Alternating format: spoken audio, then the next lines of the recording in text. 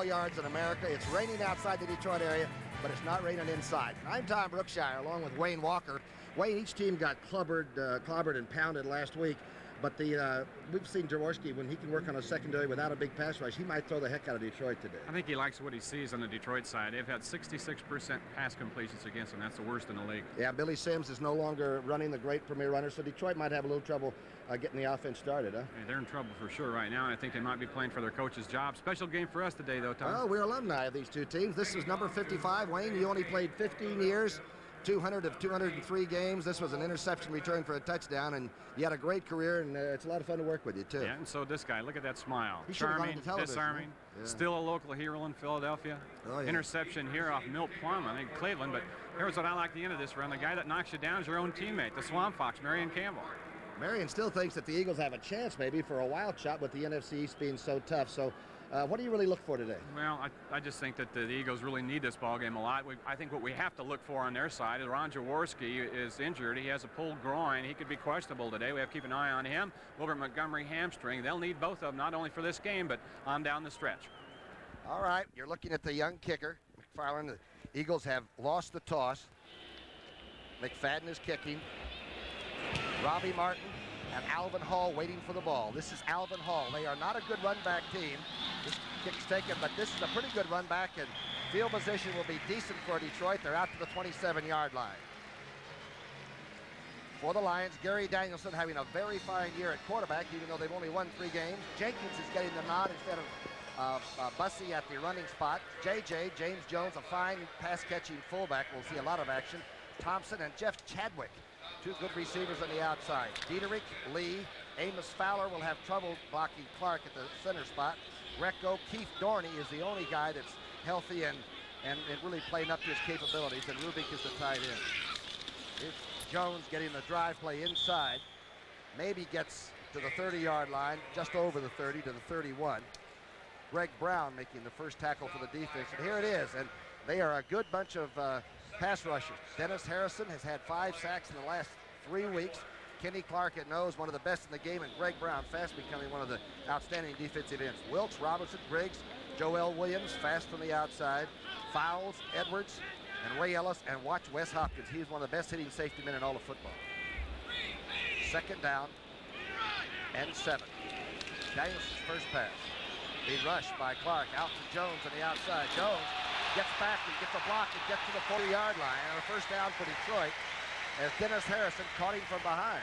Now you're looking at a finesse team, no doubt about it. The Detroit Lions, you know, they'll trap you a little bit inside, but they like to get outside, run sweeps, draws, run reverses. A great move here by Jones after he gets the ball. Watch the move he puts on Wilkes, number 51. He's in good shape right here, but he makes a good juke move and gets back inside and picks up the yardage. Reggie Wilkes leaving his feet a little bit early on his tackle attempt. This big guy's a #1 draft from 2 years ago, and he's a good-looking young player. 230 pounds. Outside move. Jones getting a lot of early action. Cuts back inside and gets to the 47-yard line before Robinson stops him. Billy Sims, the great Detroit running back who, of course, injured and out for the year with a knee, talks about his running mate James Jones, says that he really feels that in a couple years that this guy will be all-pro caliber. And as Monty Clark said, the offensive line has just been decimated with injuries. Mott, the big offensive center's out, and the rest of them are playing with various pulls and strains. Chadwick and Leonard Thompson, the receivers. 2nd down and 5. There's a flag. The most penalized team in football, the Detroit Lions. Greg Brown came a little early, maybe. Looked like it was on the defensive side. Offside defense. 98. Greg Brown. When Greg came to the Eagles, he weighed 220 pounds. He said the first time he played Jacoby with Washington, he gave away 70 pounds. I'll tell you, he's bulked up now. He spent a ton of time in that weightlifting room, up to 260. He said he eventually wants to get it 265 and stay there. He's going to be a good one. Already is. Very quick. Jacoby, the last time they played, Jacoby came up to him after the game as you look at Marion Campbell there and said, you're getting almost too much for me to handle now. There's the Swamp Fox. Pretty steady and a player's coach. He'll yell at you behind closed doors, but he doesn't let anybody else do it to his team. Second down, and call it a foot for a first down into Philadelphia territory. Play action pass by Danielson. Stays in there, has the completion inside the 40 to the 38 to Jenkins. Jenkins is making a start at halfback today. We thought earlier in the week that it might be Dexter Bussey for the Lions. Here's Greg Brown right here. Good protection by the Lions up front. That's Chris Diedrich, number 72, who keeps him outside, and Danielson was very patient in the pocket that time. Good play action pass, too, on second and the foot. Had everybody sort of crowd in the line of scrimmage. This is a pretty good defensive ball club. Washington ran them, but they've been pretty nasty against the rush. First and 10. Straight drive play. And Jenkins, wow, still on his feet inside the 20 to the 16-yard line. And he took fouls for a ride on his back.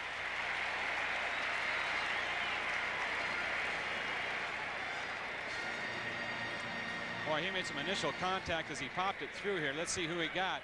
Just a short trap right here. You see the guard coming out on the inside linebacker, Jerry Robinson. And it was a hit on Ray Ellis, the safety. But Jenkins, only 185 pounds. Out of Bucknell. He used to be an Eagle. I'll say. He was Eagle property for a while. He might know them better than they think he does. 11:26 left in the first quarter. This is an impressive drive. The opening drive by the Lions. Jenkins for a couple. Looks like they're trying to run the ball on him, Tom, and Gary Danielson told us when we met with him on Friday that he felt they had to get 120 yards out of the running game some way, whether, you know, 4 guys got 30 apiece or whatever they did, but they needed 120 yards. If they couldn't get that, he thought they'd be in a lot of trouble in this game. It's very impressive, this opening shot. A couple of good first downs. A little bit of a nervous defensive move by Greg Brown in the play action pass, and now this 2 good runs in a row. Leonard Thompson is in there. Drive to Jenkins. Breaks 1 tackle, breaks another tackle, and gets inside the 5-yard line on sheer hustle. Ellis came up from safety to finally nail it. I think he's got everybody surprised right now. The people in the stands are up and kind of buzzing at Jenkins. And it's funny, you know, when a guy goes down like Billy Sims, and sometimes you can see the start of someone else's career when they step in. And the crowd reacts to that. Good hand for Kenneth Jenkins. Big Doug English, the defensive All-Pro, comes over and congratulates him. First and goal. Ball's on the 4. Danielson mixing them up. He's got him. Jones is open for a touchdown. A good series by the Detroit Lions, and they're hitting on all cylinders up here in the Motor City today.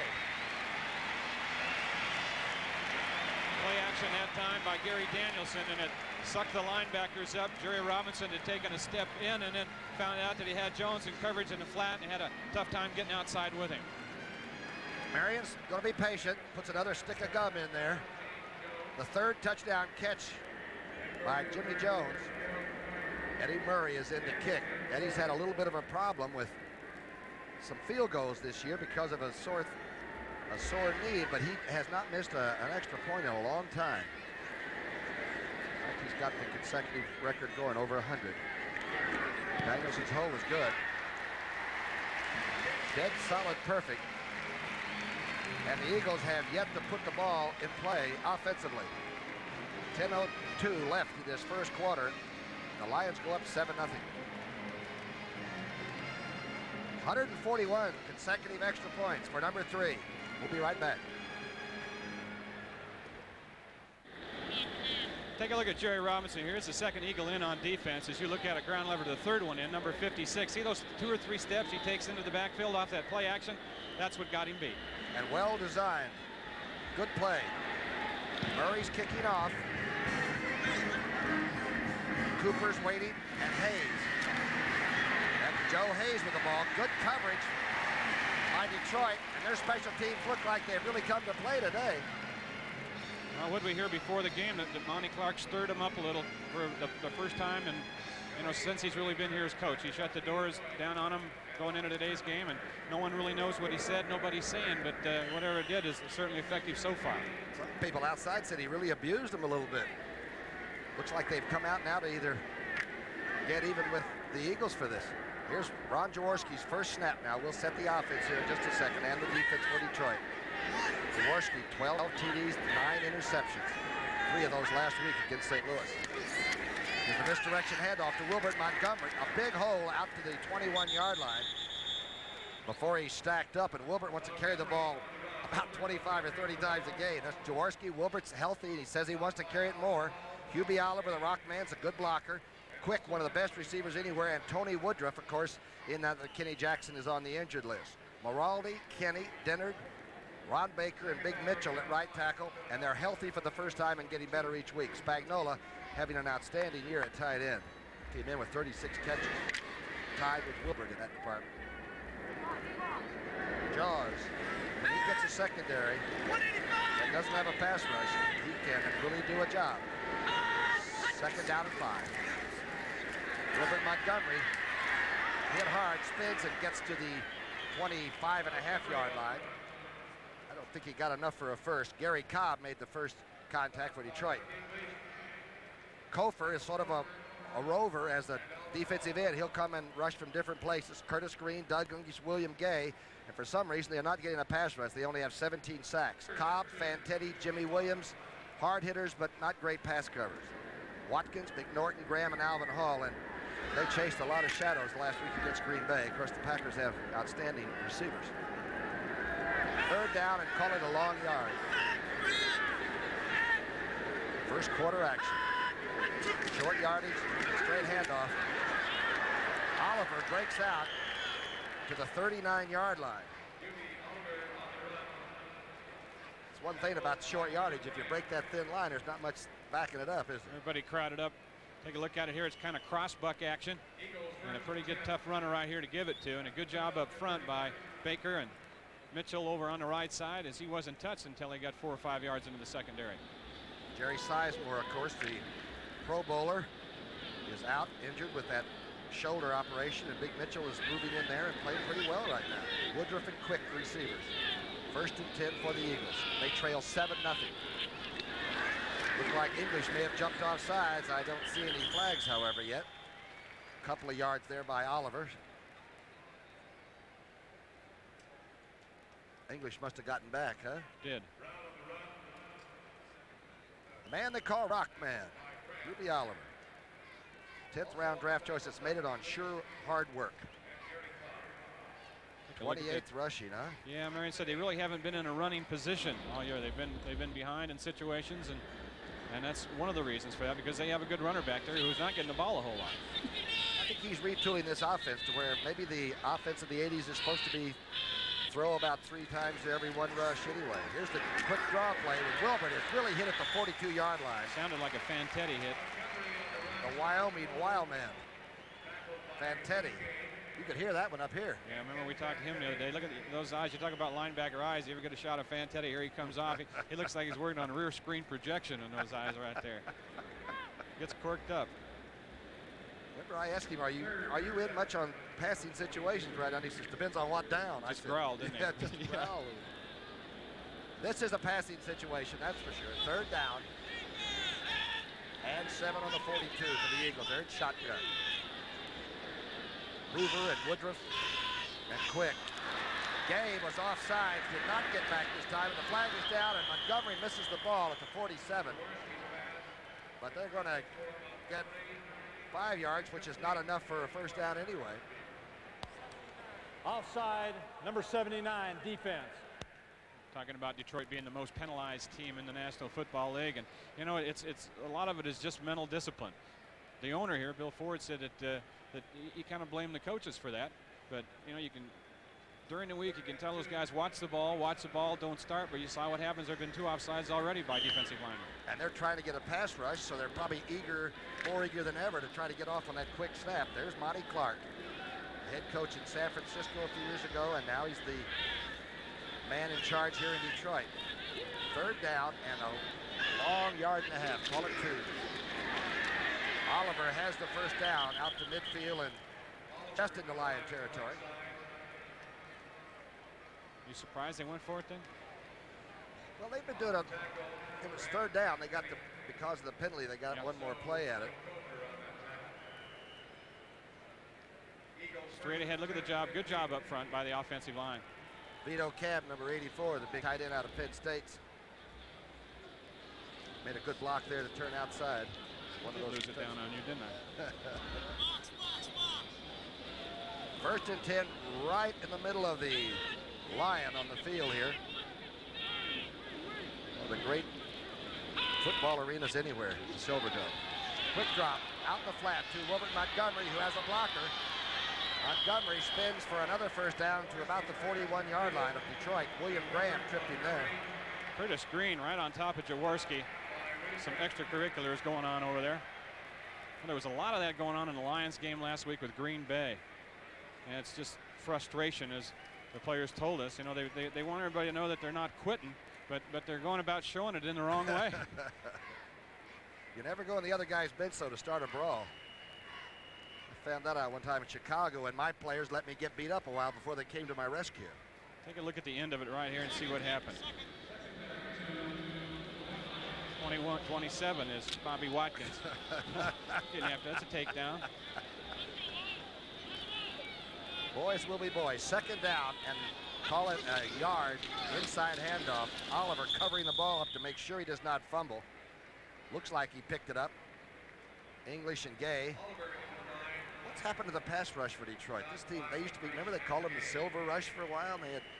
They were averaging 4 sacks. Now they're averaging about 2 sacks. They've only got 17 as a unit. That's right. You're looking at William Gay there, number 79, who was a Pro Bowler last year, and he only has 4 sacks on the season. But again, teams have been ahead of them a lot early, and consequently haven't had to throw the ball, and when they can kind of throw when they want to. So it makes it tough to get a pass rush. A little over 4 minutes left. Lions took the opening kickoff and took it right on down and deposited it in the end zone for a 7-0 lead. Wilbert Montgomery, the good cutback runner that he is, made that one work. Alvin Hall came up from the secondary. Alvin Hall is a leading tackler on this team, which also tells you a little bit of something about the defense, doesn't it? It does.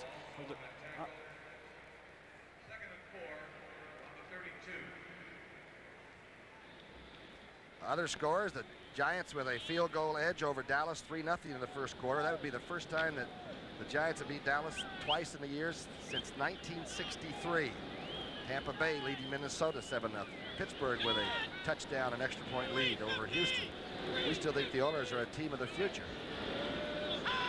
Right now they're losing all their games. Ball is spiked as Jaworski tries to get it to Woodruff. English and Gay put pretty good pressure on them and got very close to the quarterback. Good penetration over on the left side by the Lions. 79 is Gay. The man next to him is English, 78. He takes an inside rush. It's a linebacker, though, that comes in and gets on it. Jimmy Williams was up in the air and batted that ball down. Good effort, too. He gave up his body. Gave it up. A little over 3 minutes left now. This is a 3rd and 4.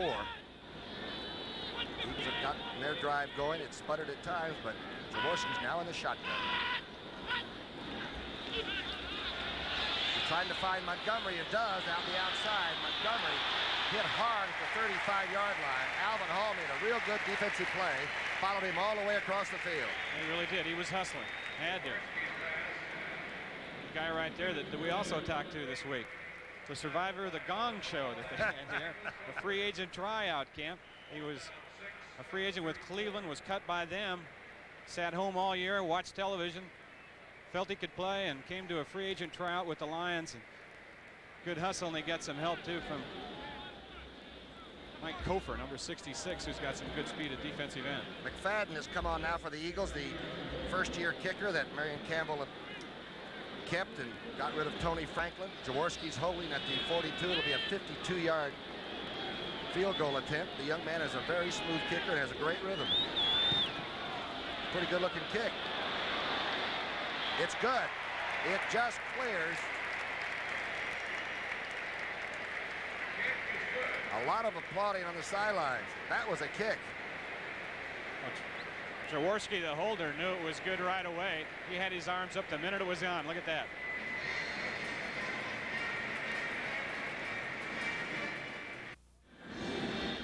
Paul McFadden, a long list of some great kickers. Sam Baker, Tom Dempsey, and of course Tony Franklin had a 59-yarder, so that 52-yarder is 3rd place for young McFadden. Robbie Martin with the kickoff at the 5. And gets out, gets a block. makes some people miss and gets to the 29-yard line. Good run back. An area that the Lions have been rather weak in this year. That was a good one. We got a 7-3 game with 2 minutes left in the first.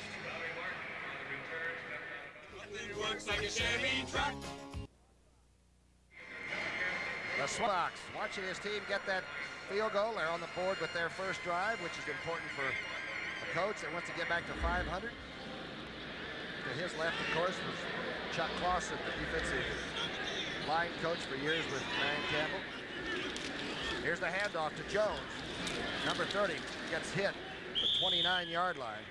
Kenny Clark came over from the nose position.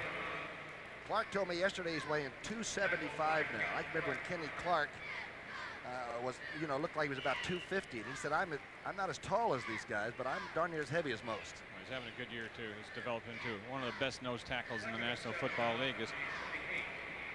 Coach likes him a lot, Chuck Clausen. He's playing as good as Johnson did when he was here. And Quillen, told us, the San Francisco center, that he thought Clark was about as tough a package as there is.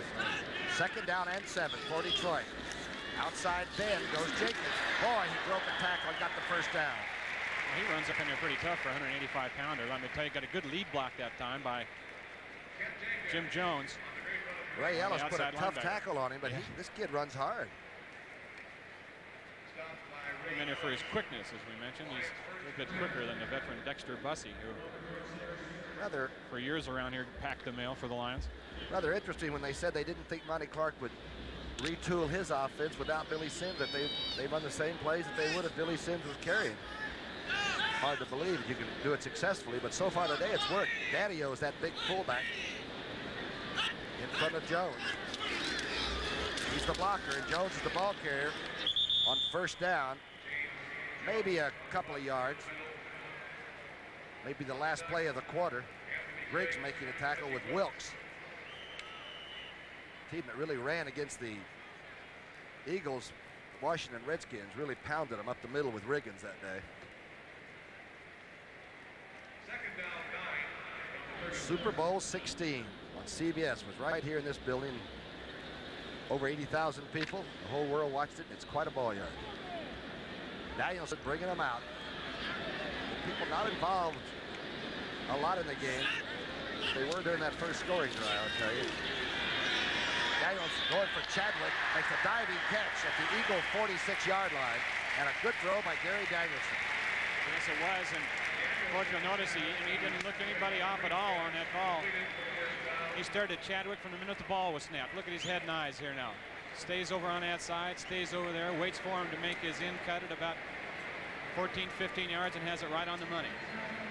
Danielson always had the good live arm out of Purdue, where they raise quarterbacks about every 3 years that make it in this league. It's 7-3, Detroit. Tom Brookshier and Wayne Walker in Pontiac, Michigan, where Detroit took the opening drive down for a touchdown, led by this man, Gary Danielson. They had 55 yards rushing that first quarter. That's a pretty good offensive quarter. Danielson dances, now finds Jones at the 40. Pulled out the 36 from behind by Greg Brown. Let's go to New York City now on NFL Update with Brent Musburger.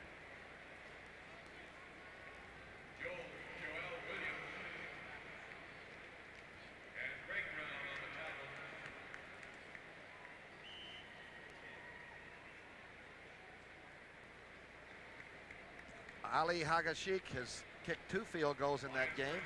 What did you say they were called him in New York when he was having that bad run for a while? Ali Haji Shank. The kicker, boy, the buck stops with these 4 kickers. First and 10 for Detroit. Right on the 39-yard line. This is an outside play. Leonard Thompson takes it inside the 25 to the 23. He was worried a lot about Wes Hopkins, wasn't he? But they all were. Wes Hopkins, the young safety of the Eagles. They didn't want to catch a lot of balls over the middle on him. Watch it right here now. This is just a quick drop by Danielson. He spots his zone to the other side. They're rolled up the other way, and he's got Herman Edwards having to play loose on this side because that's the way the defense is designed, and gets the ball out there before Herman can get any linebacker help. And there, Wes Hopkins did get in right at the last minute. Hitter. Danielson said that Leonard said, don't be late with those trailing passes this week. Over the middle, yes. Danielson looking right, being rushed now, dumps it off. Jenkins is hit very hard at the 24-yard line by Joel Williams.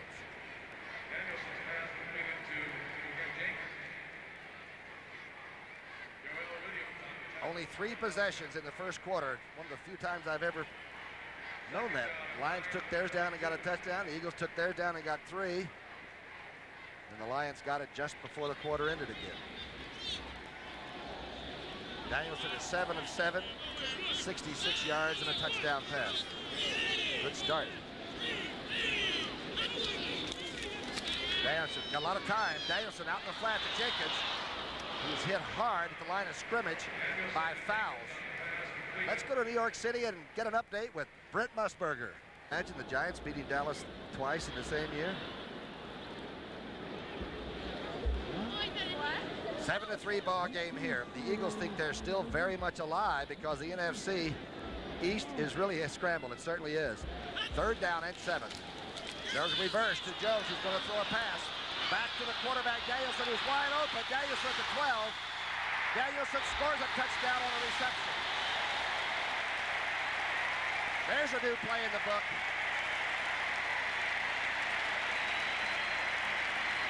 Well, we talked about earlier, the Lions will finesse you. They'll have a couple gimmick plays in every week. Keep in mind that the quarterback is only eligible in professional football when he is in the shotgun formation. If he were under center and took that snap and handed it off, he couldn't receive the pass back. But since he was in the shotgun, that makes him an eligible receiver. Had the defense fooled completely, and a pretty good throw back across by Jones. It looked like it was a last shot out of a Roman candle, but it did get there. The hang time was quite. I think Danielson wanted to go back and try to catch it. You know, his palms were sweating while it was in the air. A touchdown pass from the fullback Jones to the quarterback Danielson. Murray's extra point is good. The crowd now to life. What a razzle-dazzle play. I like that. Go down with guns blazing. Take a peek at it here. Now here's the handoff. It looks like it's going to be a sweep. Watch Danielson, number 16. Sneak back over in the flat. Jones looking for him and almost had a problem with the ball. Threw off balance. Look at that ball in the air. Now Danielson's not going to put his head down. He's going to make an inside move and pay for it. Hopkins hit him, but he's in the end zone. Watch the handoff here. Watch Jones have a problem with it. See it? He almost lost it there. Oh, boy. And then threw off balance. Not pretty, but effective. Byron Darby almost had him for a sack.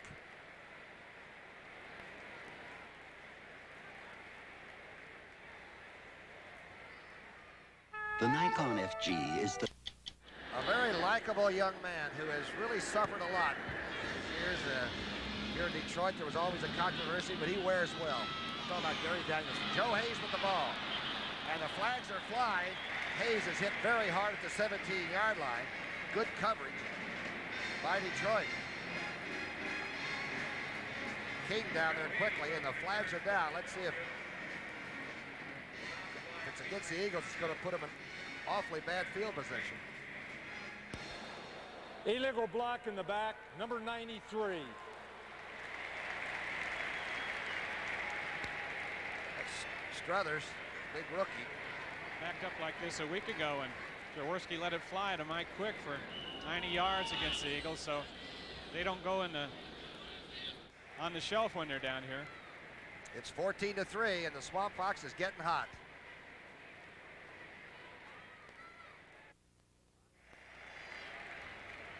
Monty Clark, as we said, he closed the doors before this game and scalded some people. He struck a nerve because they're playing inspired football today.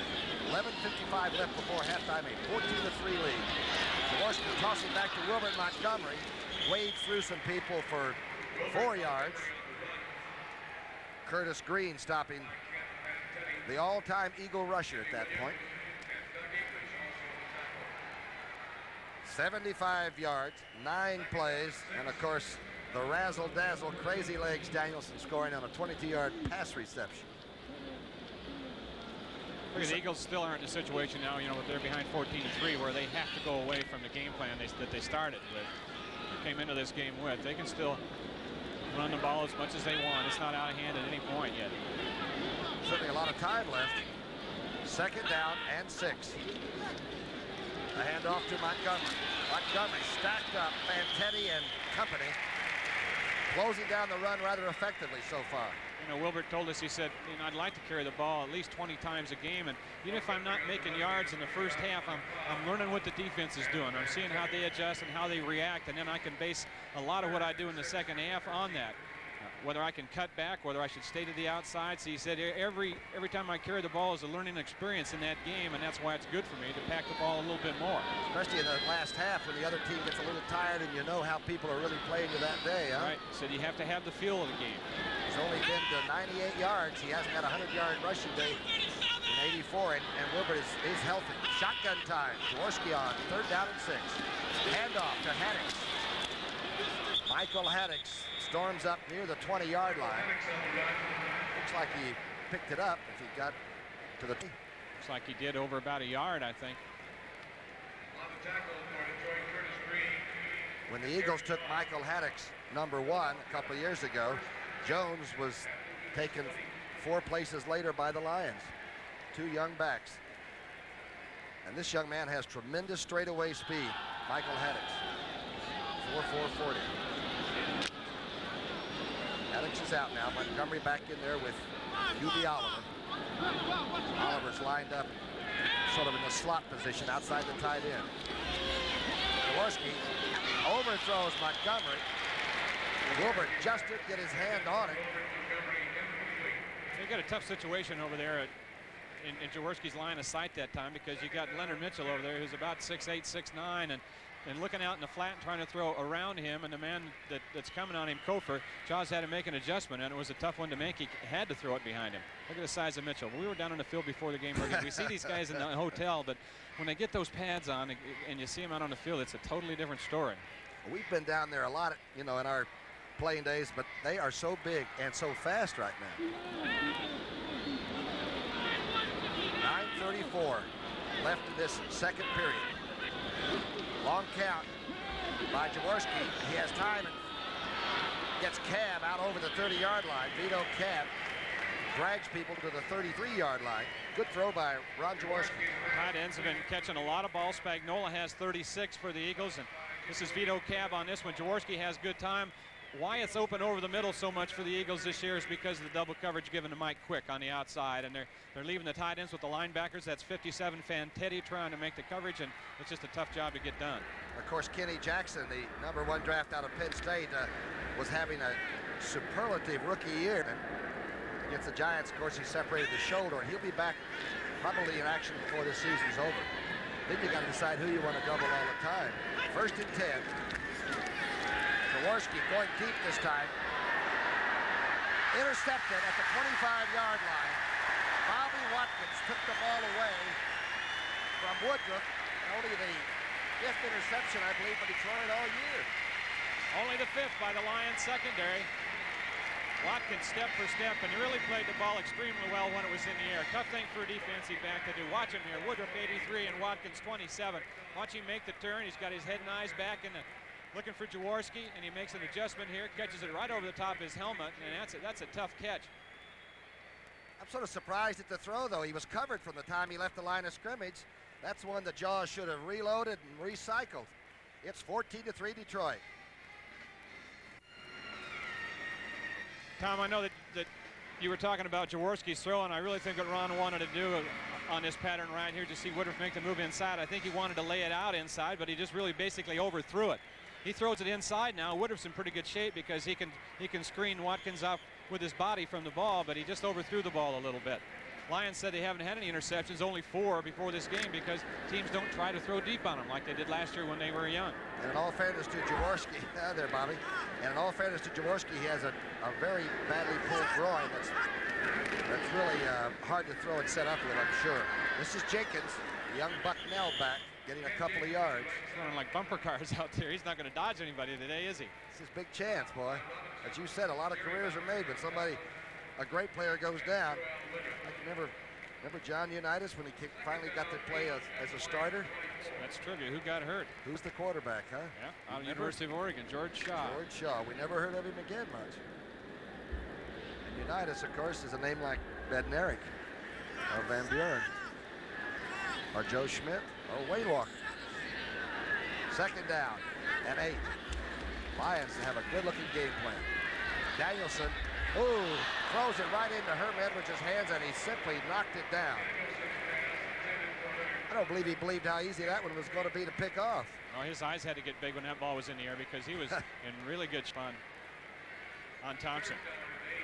Pretty smart player, too. Herm plays the corner about as well as you can play it. Takes good care of himself out in the corner. Now, Thompson thinks that Herm had a hold of him here. Did he? was that fabric stretching? Danielson is 8 of 9 for 67 yards and a touchdown thrown and a touchdown caught. He's in shotgun right now. 3rd down and 8. High snap, handle easily. Good pass rush, but Jenkins has the ball at the 40 and gets to the 46-yard line. What an effort by number 31. Let's go to New York City now and an update with Brent Musburger. When James Wilder's doing his thing, John McKay is extremely happy on those sidelines. He's quite an all-around player. Tampa Bay's been sort of quiet, but they might decide some things before the year's over. 1st and 10 on the 45. Inside handoff, Jenkins cuts back against the grain, gets to the Eagle 44. Ellis making several tackles in a row now. That is not a good sign for the Eagle defense. The play was designed to go to the right side that time. The guard on the left side, Larry Lee, pulled to trap block the defensive end over there, and Jenkins decided to come back and run through the hole that Lee had left, and it was wide open as the linebackers over pursued. He's only 5'9", but I'll tell you, he's got effort. Looks like he's very strong, and that was a smart run for a young back to make there. Yes, it was. Got most of his experience, you know, for the Lions. His year here last year as a kick return. Dexter Bussey in the game now. He's your tailback. 1st and 10. The Detroit offense is clicking, and their defense is playing well. Ooh, a sack this time. A lot of birds got in there, including Greg Brown. Brown was in there immediately. Danielson signed right away as he set up. Dorney and Bigfoot Harrison exchanging. Goes a flag down. Denny Harrison is a very easygoing person. It's very hard to. Thank goodness. Yeah, at 285 pounds. Jerry Robinson trying to settle down the giant. See if we can see what happened. We're going to show you a replay right side of your screen. 68 is Harrison right there. We got a very right side. Look at this. Little Jocelyn starts out not much. Number 70. Then it escalates. Number 68.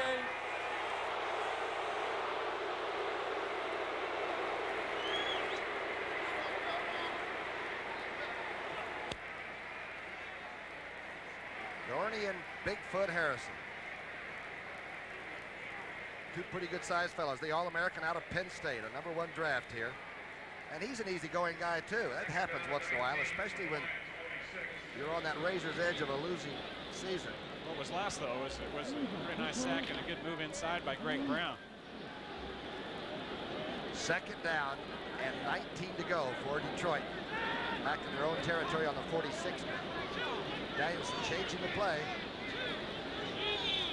Now they're in the eye. Straight drop. Danielson going down the middle. Almost intercepted and almost caught by number 84. That's Rubik. Jerry Robinson, Ellis, and Wes Hopkins all had a chance maybe that off. Danielson wanted to get it to Rubik a little bit sooner than he did. Working against the linebacker Robinson. Robinson, one of the few backers in the league that can run step for step with just about any tight end, and made a great play. That's some play. Yes, it was. He turned, he saw that Rubik was looking back, and the minute he looked back, Robinson did, and got a hand on the ball. Looked like you were covering those backs, swinging down through the Hardly. I had a bigger cushion than that. 3rd down at 19. Still on the line at 46. Jenkins is in there. This is shotgun formation. Danielson being chased, still on his feet, and completes the ball at the Eagle 39. That's Jeff Chadwick catching a real good ad-lib play by Danielson. Yeah, I will guarantee it's a great ad-lib. I'll also guarantee you that Monty Clark and Marcher Broda and every coach on the Lions staff had heart failure when that ball was in the air because it didn't have much on it over the middle. Short of the 1st down, though, with all that yardage. There it is. Now, watch the maneuvering that goes on when Danielson's in trouble. Good work by Chadwick. We're back to live action. Mike Black faked the punt and may have picked up that 1st down. I believe he did. And And the Detroit defensive players are all up on their feet and cheering. Boy, they haven't saved anything, have they? Nope. A quarterback eligible out of the shotgun. A run off punt formation. There it is right here after he took the snap. The outside man lost containment and now enabled him to get outside and just picked up enough. And special teams play is so important now. 1 out of every 5 plays in a football game is a special teams play. You realize that they're about 20 some odd a game. And if you're failing some of those, you lose games. It was Andre Waters, a rookie, over on the right side of the containment. First down toss, back to Jenkins, waiting for blocking to materialize, and it does. A good run inside the 30 to the 27-yard line. Jody Schultz making the tackle there. We haven't seen a lot of the body snatcher at linebacker, have we? Well, I kind of have a feeling that they're working him in a little bit easily because of that knee problem. I know that they like him a lot, and it's going to be a good one in the future for him. But I'm pretty sure he's not back 100% from that knee. He's young. He will recover fully, I'm sure. It's going to bring up a 2nd down and 4. Lions really look like they've had composure today. Very solid looking. The toss. That's Jenkins. Looking like Billy Sims. Look who made the hit, too. Wes Hopkins knocked him clear out of bounds and over the white line. He didn't even land till he was almost in the deck area there. Well, Hopkins, the Lions to a man on offense. When we talked with him on Friday, said, boy, that number 48, that Hopkins kid from the Eagles, the best looking safety we've seen all year. And by far the best hitter we've seen in the defensive secondary. So he's starting to get some notice. He told us 6 of the fellows he played with at SMU are starters really in the National Football League, including Eric Dickerson. So he gets a couple interceptions this year, a couple more than he has now, and he's going to be Pro Bowl. 1st and 10. Lions getting another 1st down. And he fakes a punt to get one earlier. Jones cuts over and runs to the 10-yard line, bowling people over as he goes. What a run by the fullback. I've never seen him so animated either. Well, Tom, we did a game here in Detroit earlier, and the coaches told us that James Jones had better field vision than any player that really they've ever seen, who has a knack of seeing everybody on the field and choosing the right spot to cut back to, and he did that time. He doesn't have great speed, but he's a good blocker. He catches the ball extremely well, and he's solid and dependable. 4 minutes and 15 seconds on the clock before half, and the Eagles right now are in a desperate situation. 14-3 is one thing, but 21-3 is another. Jones on the veer outside. Inside the 10, down to the 7. Wes Hopkins and Fowles tackling him there. Hopkins put another lump on him. You could hear that shot up here, yes. too. It's a very noisy ball yard here. You know what? Yes, when people do cheer, you can barely hear yourself think. Fowles playing the left corner. Roynell Young, the all-pro left corner, has simply not been able to shake that injury, that abdominal pull he's got. And had it all year long. It started in training camp. Jones, big running back. Lions are threatening again. They scored the first time they had the ball on the drive. The fake reverse. Jones keeps it, gets away from 2 people, and is gang tackled at the 5-yard line. Hopkins, Edwards, Fowles. Almost lost that ball. He had that one hanging out there too, didn't he? Let's check it here, boy. They had good containment. This is a well-coached defense, and they got containment on the outside. They get outside and stay there. Look at this ball. Boy, that is dangerous action there. It's Jody Schultz out there right where he was supposed to be, number 53. They got that play turned back inside. 3rd down and about 5. Looks like they can just get maybe a 1st down without a touchdown, but it's close. Shotgun, Danielson. High snap, but he handles it. Danielson had a lot of time. Now he's being chased, and now he's being tackled back at the 15-yard line. Griggs was first, and then Greg Brown came in. You know what Danielson told us, Tom, when we talked to him? He said the main problem, high snap here, the main problem for him and the Lions when they get down close to the end zone is no one gets open over the middle. They've been having trouble with their tight ends getting releases, and nothing's there. He just can't find anything. That's just a good job of defense by the secondary. Anthony Griggs, a real fast linebacker, making that sack back there. Danielson coming off, you know, since they blitzed the linebacker that time, they were in single coverage. And so the Eagles secondary really clamped on. Danielson talking now to Billy Nelson, who's the offensive coordinator to the right of Monty Clark there. Billy used to play with the Cleveland Browns for years. There he is. He has really helped Gary Danielson. Danielson said he's been very positive for him, hadn't he? He says he likes him a lot. He said I wasn't used to a guy yelling at me, but Bill will yell at me.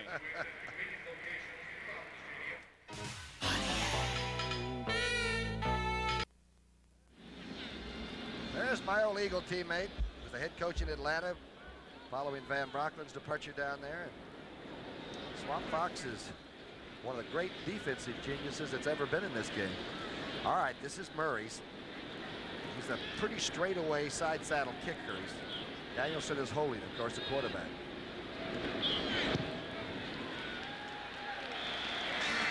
He got 3 with 1:56 on the clock before halftime. Murray rings the bell. It's 17-3. Eagles got to come out burning. The 5-year veteran out of Tulane, Eddie Murray. And kickers are different, aren't they? Yeah, you know, he's real embarrassed because he's the second most penalized player on the Lions team because he's kicked 5 kickoffs out of bounds this year. He said he's doing his part, right? This is a deep kick. That's Waters, 1 yard deep in the end zone. Waters for the Eagles is dumped at the 15-yard line. Good coverage. Number 21 was down under that. That's Johnson, Demetrius Johnson. The Eagle offense, they've got to take their wraps off and let it out.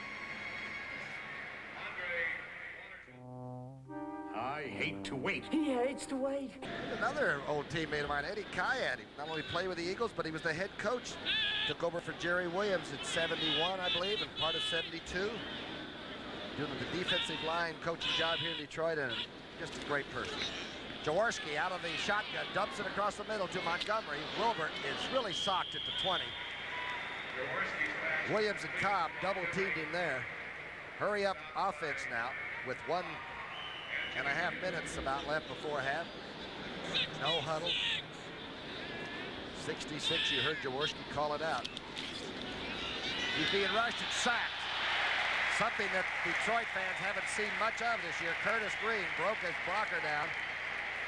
And Jaworski hits the deck. He's slow getting up a little bit, too. Lions used a lot of loops and stunts and games in the defensive line. That time it was just straight ahead stuff, and Curtis Green got inside on Ron Baker and right in the lap of Jaworski. They were just about the worst sacking team defensively and statistically. Anyway, they only had 17, I think, coming in for the whole year. That was a big one, and Ron doesn't look like he liked it. It's 17-3 Detroit. Cardinals. NFL doubleheader here on CBS next week. Some good games coming up. Jaworski, 3rd down and a lot. He moves in the pocket, gets Haddix at about the 17-yard line. And Gary Cobb really put the big running back down in a hurry. You can tell that Jaworski's moving around kind of gingerly back there because of that groin pull. You saw in the sack that he really didn't make any attempt at all to get away from it.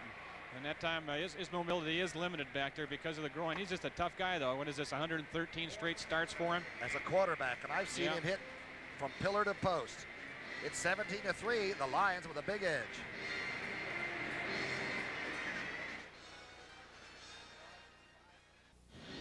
The Detroit defense, Montgomery only has 20 yards on 6 carries. He's caught 3 passes for 20 seconds. Some yardage, but it looks to me like the Eagle game plan is rather limited. Dump it to Wilbert and hope he breaks tackles. That's going to have more going than that. This is Horan, the young kicker, Michael. Robbie Martin waits at the Detroit 45. This young left footer might hit the top of this bag we're in here at the Silverdome. He's had some phenomenal hang times this year. This is a fairly deep kick. Martin back at the 37, fumbles it, or muffs it, I should say. Now he has it at the 35. And the 37 does draw a crowd. That was a deep punt. Armstrong was hustling down under that to make the tackle, and that was quite a kick. When Eagle Eagle owner Leonard Toews was trying to get the Super Bowl for Philadelphia. He talked about maybe getting a bag to put on that stadium, you know, to protect against the elements in January. That one, by the way, weighs 200 tons. Where'd you come up with that? Well, I did my homework. Simple as that. Danielson from the shotgun with a minute left before half. Out in the flat to Jenkins. Jenkins gets out over the 40 with a burst. Greg Brown sort of hanging on to make the tackle. That young Jenkins, a good-looking back. And used to be an Eagle. Yeah, it doesn't look like he's going to be the kind of kid that you can put out there every down because he's not very big and probably get banged around a little bit, but he's okay for a while. Danielson now mixing it up, now going to the right flat to Jones. Jones gets out of bounds just before midfield, stopping the clock, as you can see, with 34 left. I'll tell you, they look very cool. Danielson looked downfield, saw everybody was buttoned up, and went right to the outside to his big running back. Don't forget at halftime all the scores and highlights with Brent Musburger and Irv Cross, another old football teammate of mine. And then he's got a special one called Fast Company. That's all the great sprinters that have come into the league and a few that have made it. We had one of the first ones here, Glenn Davis, the old intermediate hurdler from Ohio State, the Zephyr we called him. Should have seen Jimmy Carr and I tried to get a 15-yard drop to cover him. First and 10, 33 seconds left. Danielson out in the flat end. Jones has that one go in and out. I think he might have seen Herm Edwards coming close. Ed Hopkins had 12 tackles last week against St. Louis. And these Lions, when they would talk about the Eagles secondary, they're very competent, of course, in their nickel defense, the Eagles are, but when they talked about Hopkins, they said, man, he's crushing people coming across the middle. And you talk to him, he's the nicest, you know, he's very sort of shy and handsome-looking kid. But Thompson said that he reminds of Plank and Fensick, the two guys from the Bears. He hits bigger than they do. Or did. Second down and 10. Danielson with a big lead and throws it interception. That's Ellis with the ball. Ellis to the 34-yard line of Detroit. Tackle from behind by Jenkins. Looked like the receiver went one way and the quarterback thought another. That's exactly what I think happened. While I'm doing a replay, Brookie, you can look down there on the field and see if Danielson and the receiver talking to, but this is the secondary right here. You see the receiver makes an inside cut. The ball's going outside. That's Ellis. So there was definite confusion whether it was on the quarterback's part or the receiver's part. But it's a gift interception for the Eagles, and they're in business with 19 seconds left. Did you see Ellis cover the ball up like Ohio State days, right? He thinks he's playing for Woody Hayes again. A big turnover. The Eagles haven't had many this year. Jaworski from the shotgun. He's got 18 seconds. Going all in one play, and it's knocked away from Hoover. McNorton stayed right with him. That's a great play. That was a great play out on the corner. So I've told you so many times, and you well know, Brookie, from playing out there for years, the toughest thing to do is once that ball's in the air and you see the receiver looking back, for you to look back too, because you think you're going to lose a step when you do it. But he got it turned around just in time to get a hand up. Jaworski's not throwing that ball like he normally does. He looks to me like he's favoring that pulled groin or something. He looked like he just sort of unloaded that one and underthrew it. Usually he doesn't do that. Second down and 10. Boy, this time of the year you're playing hurt. 14 seconds. Here comes the blitz. It's handled. Jaworski going deep again and throwing it away from Mike Quick. First time that he's even put the ball in his direction today. It looked like he was open if the ball had been thrown there. Safety blitz that time, and the Eagles picked it up pretty well. Joe Pisarcik is the backup quarterback, but I'll tell you, he has not had a chance to play much football in Philadelphia. Jaworski signs a contract. He plays every game. I saw him play with a broken hand once. Well, I tell you, he's hurting. That groin that they told us is, you know, looks like a raw liver. He is hurting, but he's there. Third down and 10, 8 seconds left. Shotgun. Quick is in the slot. Going across the middle. Intended for Haddix at the 28-yard line. Looked catchable. almost was. They're going to try to get 3 out of this. And it's going to be a long 3, about another 52-yarder. McFadden, of course, with the 52-yard effort in that first quarter for the 3 points the Eagles had. That's what this one's going to be. He's 1 for 2 now so far this year, over 50. That's a good-looking kick. Just cleared the bar. Like a high jump. See if the bar would fall off.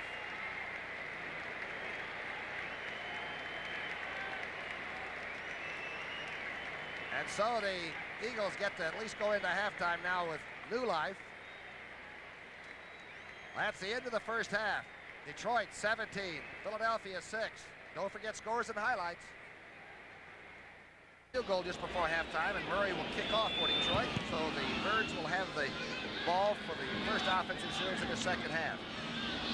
That's Waters at the goal line. Waters out to about the 23-yard line.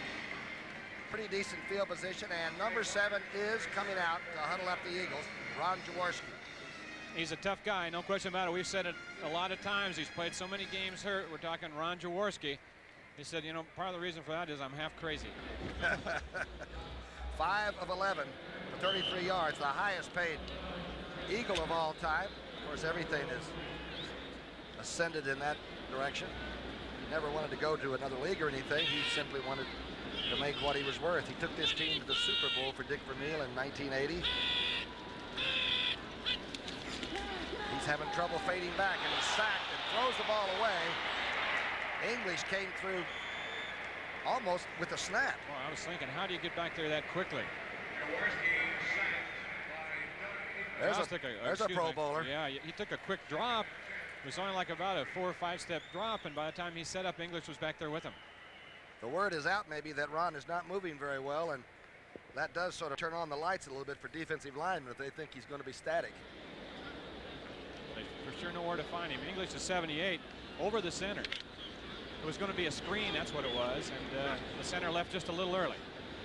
Denner. Spagnola and Cam in there now. 2 tight ends, single back. Is Montgomery, who's checking out in the flat. Jaworski reads it, gets the ball to Mike Quick for his first reception. A leaping catch at the 32-yard line. Be close to the first down. What did Marion Campbell tell us that Mike Quick could write a book about being double covered? See that one long, one short on him right here. Quite a receiver. After he catches the ball, you really have to get the ropes out and tie him down. He'll turn it into a coast-to-coast job. He's a great one. Last year, he had over 1,000 yards on his catches. Simply a splendid football player. 3rd down and inches, short yardage. 3 of 5 on 3rd down conversions. They're attacking the line of scrimmage. Fantetti did, and boy, Oliver didn't get much, if anything. Fantetti guessed right. He picked a seam to go in there between the center and guard and stacked it up pretty good. To compare the quarterbacks today, it's fun to do that if you're sitting at home, I guess. Jaworski, 5 of 11, only 33 yards and the 1 interception. Danielson, 12 of 16, 114 yards, a touchdown caught, and a touchdown thrown, and 1 interception. Having the best year of his career, no doubt, coming into today, 64%. Did they get it, Brookie? No, they didn't get it. It's going to bring up 4th down. Now, last week against St. Louis, the Eagles went for it on 4th down, but they don't feel they're out of this game enough to perhaps gamble deep in their own territory. Moran's going to punt. Robbie Martin is back. Let's see if this left footer gets this. They went after him the left time.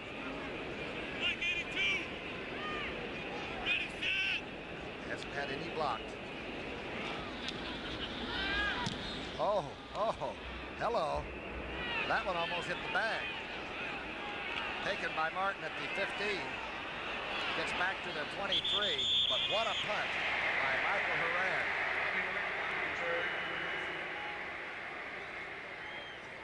He used to work with an aeronautical engineering firm, and now I know why. It's 17-6. I know people don't have to be reminded, but I think that it's certainly a great privilege we have to vote, so go out and pick the person of your choice and pull a crank. Exercise your franchise. That's it. Over in the Ural Mountains, they don't let you vote much. First and 10. The toss back to Jenkins. He run laterally and knocked out of bounds by Jerry Robinson. Picked up about 5 yards. Pretty good bit of running. Ellis came and strung it out, and Jenkins still made some yardage. Did the big guard, Diedrich, came out and got an excellent block. Is Jerry Robinson one of the darndest free spirits you've ever talked to? Isn't he fun, though? Yeah, and there's a guy playing hurt, too. What he had? Sure. He was getting treatment last night right before we talked to him. Remember we said, what did Detroit do very well? He said, lose games, you know, and then he started laughing. He said, no, and then he got serious. But he has a great sense of humor and has a future in this business, I think. I think Jerry would be very good at it. Second down and 10. Didn't pick up the yardage I thought they did. This is Jenkins. Out of the 25 to the 27-yard line. Reggie Wilkes trips him there. Scores from elsewhere around the league today. Packers and the Saints, 10-10 at halftime. What had happened in New Orleans? Tampa Bay leading Minnesota 14-10. That's also at half. San Diego, 17, Irsay 7. It's at half. And Buffalo and Cleveland are locked, 7-6. Coach Schottenheimer's second game there for Cleveland Browns. Here's the 3rd and 5 shotgun call by Danielson. Now he's being chased, and as he throws it, as he's being tackled, it's incomplete. There's a flag down on the field around the line of scrimmage. Looks like Bigfoot Harrison made that last move to get the quarterback.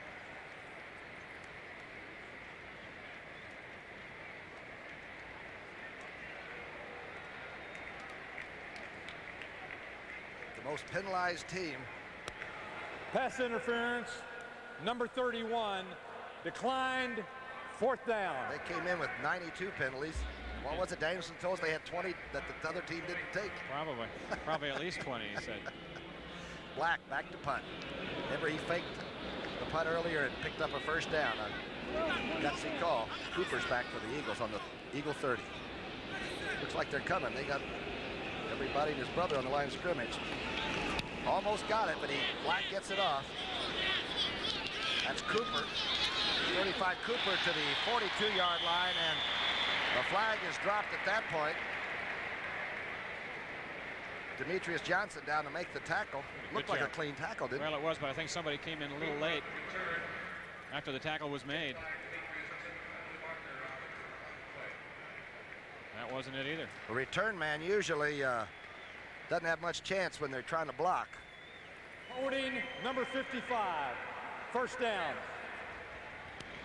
Reichenbach, young guy that's just been activated for a couple of weeks with the Eagles, was detected. Marion Campbell doesn't like it a bit. It's 17-6, but the Eagles have the ball. The standings in the Eastern Division of the NFC, you can see how important this is to the Eagles. They're 4-5. They could be 500, 5-5, and they're only 2 games out. Well, projecting down the line, people are figuring at 9-7, get your wild card. And next Sunday, of course, is the big NFL doubleheader day on CBS. It all starts with the NFL Today back in New York, and then you people in Michigan will see the Lions in Washington, or those of you in Philadelphia will get to see the Eagles taking on the Miami Dolphins. Boy, what a team they've got. In the second game, most of you will see the Cowboys against the St. Louis Cardinals. Some of you will see the Bears against the LA Rams, but it's a big doubleheader day next week on CBS. I feel that this is a real important possession right here for the Eagles. They've got to get something up on the board and get it here pretty soon. Jaworski has gone all the way, but he has not been tremendously successful today. From the pro set, he's slow fading back, but he sets it up and throws. The Quick has it to 50. Look out. Michael Quick took it right out of midair and goes in soaring. And you got it quick. Said all the way. He jumped out of the building to make that catch. Bobby Watkins, I think, thought that ball was thrown way over his head. He made an extremely strange move, but Quick looked like a true Eagle and took that one away. They said they penalized him the other day for just doing 2 high fives as he was leaving the field. They call it too much exuberance. But that's worth a celebration, I think. What a play. And Jaworski, while fading back slowly, threw a good tight spiral. McFadden's extra point attempt. Ron Jaworski kneeling. I wonder if that's good on the ground. It's through. Boy, and very suddenly, the Eagles break the ice, so to speak. Watch it here. Mike Quick now.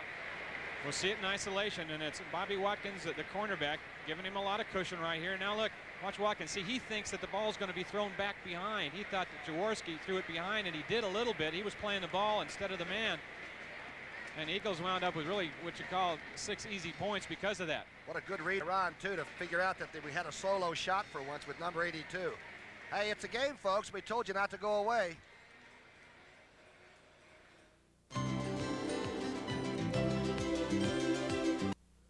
The 6th touchdown catch by Michael Quick, third-year first-round choice out of North Carolina State. Boy, what a sudden bolt of lightning he is. Kenny Jenkins running it back, gets a good wedge block out to the 27-yard line. I'll tell you, that kid doesn't hold anything back. Every play's his last. You know who he reminds me of? He reminds me a lot of Smitchell from St. Louis.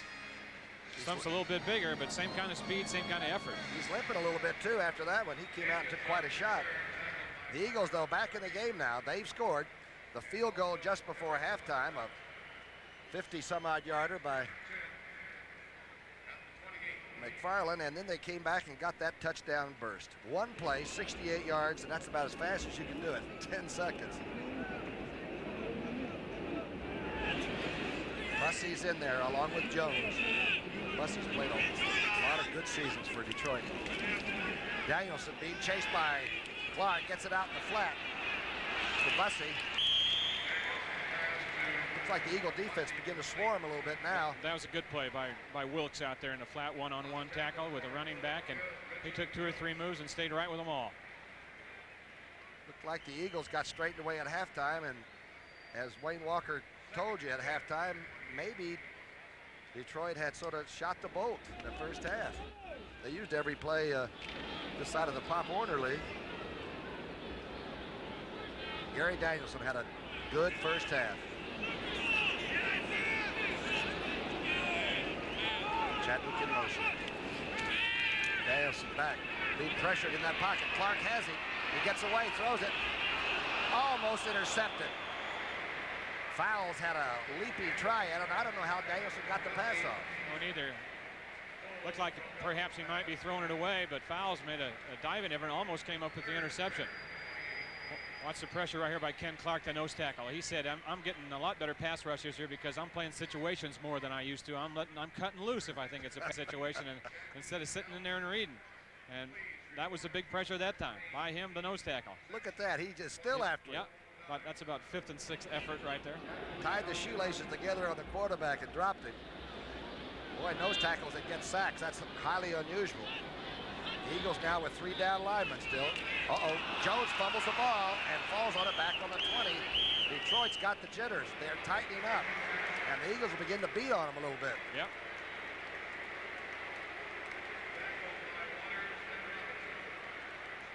He was carrying that ball sort of loose a couple of times earlier. We commented on that. Black will be punting from his own 5-yard line. Rookie Cooper will be back on the Eagle 40. They're lying on the line of scrimmage again.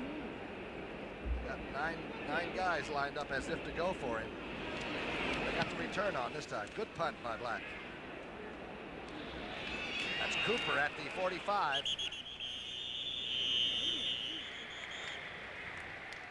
Johnson down under there to make the tackle for Detroit. Don't forget college football next Saturday on CBS Sports. The #1 ranked Washington Huskies. James, a good coach out there, isn't he? I'll tell you, that team right there can play some defense, too. They go against SC, always loaded with great players. 3:30 Eastern time, and this game, of course, could provide us with who's going to go to the Rose Bowl, who's going to run for the Roses in Pasadena. Next Saturday on CBS Sports, the Huskies and the Trojans. I love college football. So many good college football players right now. It baffles my mind. 1st and 10. Jaworski loading up and going outside, has it. It's incomplete. Closely defended at the Detroit 42. Woodruff McNorton did a good job on it. Yes, he did. Got an arm in there, and I think knocked it away. Good coverage. They're wearing gloves inside there. Look at McNorton with the with the batting type gloves on. Part of that reason is to getting skinned up on his AstroTurf, and part of it too is if you take a little bit of Vaseline on and put it on those soft leather gloves, it makes it a little bit sticky. It kind of acts as like a little bit of stickum, which is illegal now. It is illegal, but if they knew there was Vaseline on, that would be illegal also, and you've let the word out now, Walker. Second down and 10. Jaworski out of the eye. Give to Montgomery. Montgomery's first carry of the second half. A very painful one, maybe to the 49, and Koford dogged him there. You know the great running backs that, remember Tom Woodishick when he used to come in here with the Eagle teams? He was a great runner. Yeah, you had to tackle him a lot, didn't you? Dented helmets from him. Timmy Brown. I went down and visited my old helmet here in the locker room. It was easy to find because it was one with all the hair in it. I can't imagine. Billy Ray Barnes, we've had some great ball carriers. Clarence Peaks, CP from Michigan State. But we didn't have any AstroTurf or a building to play in like this. Third down and 9. Shotgun. Jaworski getting rushed.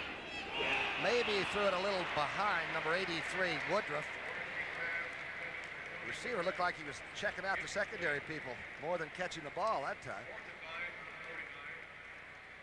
Well, I think it's a good idea for Philadelphia and Jaworski to go to Woodruff a few times here, because the Lions are thinking Mike Quick. You know, without Kenny Jackson in the lineup for the Eagles, we mentioned that Quick is getting so much double coverage, and it's good to spread it around a little bit just to get that defense thinking that I will go somewhere else with it. Moran now back to punt. He really airmailed one with special delivery postage on it the last time. It was a tremendous move. 54-yarder from the line of scrimmage. Detroit jostling a little bit. Alvin Hall will try to catch this thing. Dropping it inside ooh, this is a very good kick. Like he pulled the tee shot a little bit. It's going to come out to the 23-yard line. There is a flag down on the 50. Freddie Wyatt's going to inform us. I'm sure Detroit will not take the penalty, just take the ball at that position, won't they? 28-yard punt. Number 55 downfield, declined, first down. Good field position. Reichenbach down a little early. When you're young, that's one of the disadvantages. 17-13 in the third. You work day and night to give a party. A month ago, the Swamp Fox had a team that wasn't going anywhere. Then they rolled off 3 in a row.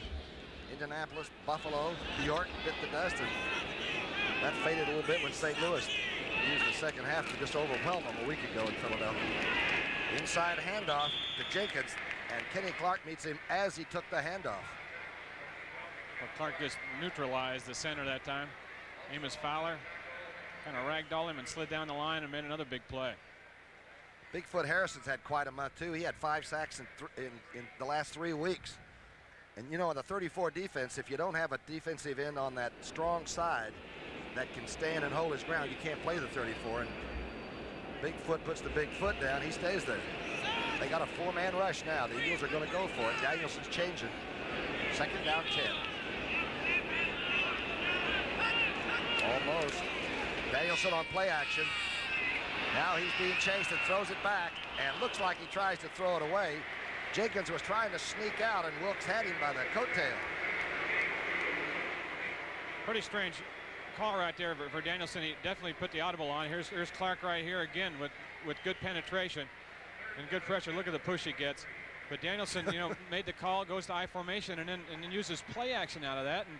And on 2nd and 10 and long yardage situation like that, you know, play action doesn't fool anybody.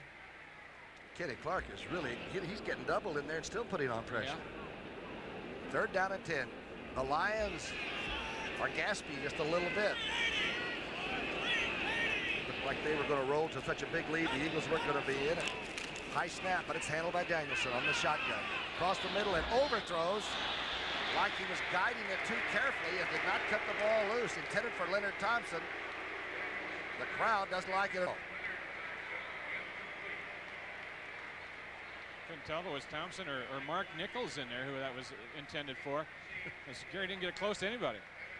Cooper's back now at the Eagle 35, and Black under a lot of pressure. Danielson now, 1 out of his last 7, 0 yards. There's Cooper. He's fearless. You'd have to be to run back punts in this league. Almost blocked, but he gets a tremendous punt off. Black does. Hopkins almost blocked it. Cooper gets nailed at the 25. Good coverage by Detroit, a fine punt. And no flags are on the field. That brings a cheer.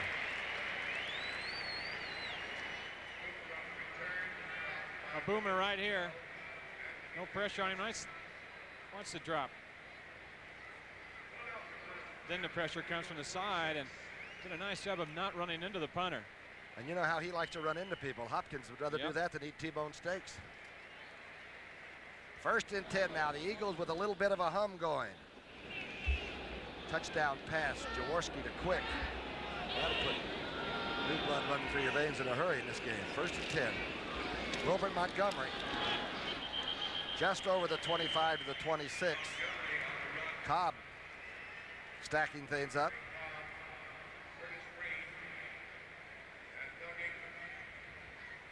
Wilbert rehabbed, of course, the knee surgery of a year ago and said he's never been in better shape, but he just doesn't get a chance to run it much. Well, he understands part of that, Tommy. He said he knows that the offense is spread out a little bit more between people than it was like the year they went to the Super Bowl, and he was the main man. You see the numbers. He's having trouble with this Detroit defense. 7:35 left in the 3rd period. And the Eagles are just down by a few points now. Good throw. This is Spagnola. Spagnola right to midfield and gets into Detroit territory, carrying Alvin Hall with him. Well, that's another strange play that time by the defensive back. Look at it here on Spagnola, and once again he looks like he's trying to play the ball too much and go for the interception as he runs around back behind Spagnola on the turn here. You can't do that. You're going to go through that man to the ball and make sure you're hitting him as the ball gets there, and do your best you can to strip it away. And Spagnola is a very intelligent receiver. The Yaley is very smart. He knows how to play that game. 1st and 10. 1st and 10 for the Eagles, right in the middle of the field. Inside handoff. Montgomery loves to cut back. He fumbles the football. It looked like it's recovered by Detroit at the 46-yard line. Fantetti caused it. Big hit by Fantetti. Short trap in the middle. They pulled the guard down on the defensive end, Mike Kofer. He played it pretty well, held his ground, and Fantetti filled inside of it. Made the hit. William Graham came up at the recovery, but Fantetti caused it. You see the guard pull coming down here. Now watch Fantetti step up in his hole. Kofer plays it right there, and then there's Fantetti. It also didn't hurt him to the fact that Spagnola was blocking him from behind, so in effect it was 2 guys running into the ball carrier. 2 big ones. Big turnover this time for Detroit, and that stalls the Eagle offense for a while. 1st and 10 on the 46-yard line. Danielson on play action. Being chased and sacked by Clark. Kenny Clark. Let's go to New York City now to an update with Brent Musburger. Brent? He is a quick one. Very quick, and he had injuries for a while, but they thought he was a player for the 80s because he's so quick and so versatile. Huh? Minnesota's coming back. 17 to 13. You can see the time in the 3rd period. There's a lot of time left for both ball clubs. 2nd down. And a lot. Here's the little play by Jones. Gets over the 40 to the 43-yard line. Herman Edwards made the first contact. Good pressure again that time, but the Lions offensive line let him come in a little bit because this was a middle screen. A Holford counter 2 and then release, and I watched Jones come back inside. You were going to screen to the outside, and then Jones improvised, and Danielson picked it up. Picked 5 of it up, so it'll be 3rd now and 13. 3rd down and 13, and I think this is a crucial 3rd down call for Danielson right here. The Lions cannot afford to give that ball up. Shotgun. 3rd down and long. Intercepted by Fowles. Fowles has the interception heading into Detroit territory. Now he's back into Eagle territory. Jenkins makes the tackle emphatically. And I think that right there that's a case of Danielson just being too impatient, trying to do too much, throwing the ball where it really shouldn't be thrown. Looks like he's guiding the ball now. It doesn't look like he's cutting it loose, does it? You see it right here now. Combination pattern. Here's the turn in. Two people there. That's just a bad throw. And this team hasn't been intercepting many passes. That's Fowles' second. But a big one right here. 5:17 left in the third, and the Eagles are in business. Today's cars do things yesterday's cars didn't. Please fasten seatbelt. The second Eagle interception of the day, second of the season for Fowles, and Swamp Fox takes a little bit of liquid in there to cool the engine down a little bit. Watching that clock. Right at midfield, Jaworski all the way at quarterback. Drops it out to Montgomery. Fantetti has Montgomery. And now Bulldogs in at the 45-yard line. Well, that's a good play by Fantetti. He had a long ways to go. They blitz the outside linebacker over on the left side, Gary Cobb. So Fantetti had to get out in the flat and take the first man. And on a tough guy. I asked him about another Wyoming guy, Conrad Dobler. He said Dobler owns Laramie. Right, owns half the town, he said. And probably biting the rest. There's Freddie Hoagland talking to Monty Clark. And they are either disappointed or not agreeing on something. The 7th year for Monty Clark. Last year they got within a field goal of beating the 49ers and going to the championship game. We all forget that. Jaworski unloading, and the flags are thrown as around the pocket, protecting Jaworski. It's intended for Oliver out in the left flat. Going to be a hold go against the Eagles. It looks like. All the pressure it's on these officials. We were talking to Wyatt before the game, and he said, we're not backing down. He said, we got to do our job, and it's a tough one, but they handle it pretty well. And I'm telling you, there are a lot of ways you can infringe on the rules. These players get very good at knowing how to try to beat the rules, right? See what this was. Holding, number 73, declined. 3rd down. That's Steve Kenny, the big left guard. English and Kenny. English with a good outside move gets around him, and Good tackle. Yeah. I've never talked to an offensive lineman yet that said he held. They always say, there's no way, coach. I was falling, and I just happened to fall on his legs with my arms around him.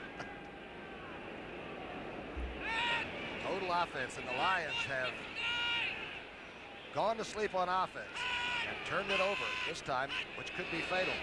Shotgun on 3rd down and 12. Jaworski going for quick, deep down the field, and he jumps at the 20-yard line.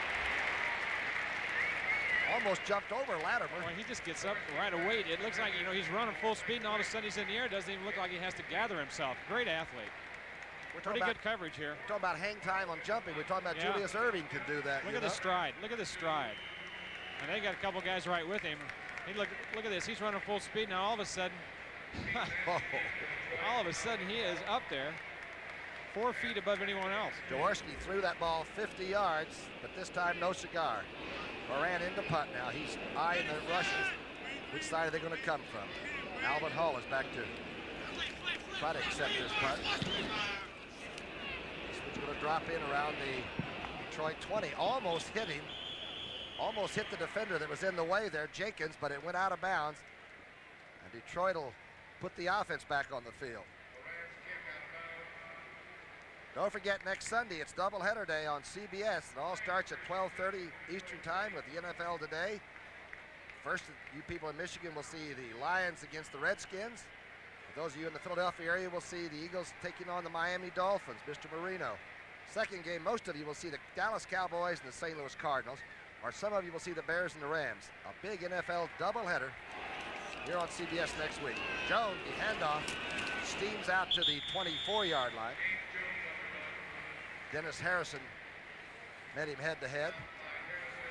Open up this ballgame. The Lions were successful running with Jones and with Jenkins in there, and I think they feel right now with this game slipping away from them, they've got to get back to it. Go back to just bread and butter stuff, huh? Because they used to have an end around almost with a pass off of it. They faked the Reverse.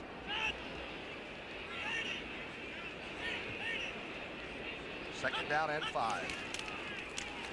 Back to Jenkins. Jenkins is hit by Denny Harrison, who has come to play today.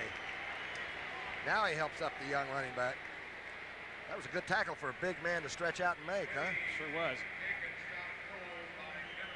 Scores from around the league as we're into the second half stretch run. San Diego 24-7 over Indianapolis. That's in the third period. Green Bay on top of New Orleans now 17-10. Up Dallas 7, the Giants 6 in the third quarter. I believe that score. Chicago 14-3 over the Raiders. Walter Payton already has a touchdown run of 14 yards. Bears may get pretty close to the magic game this year. Danielson on the move, has Jenkins wide open at the 45 of Philadelphia.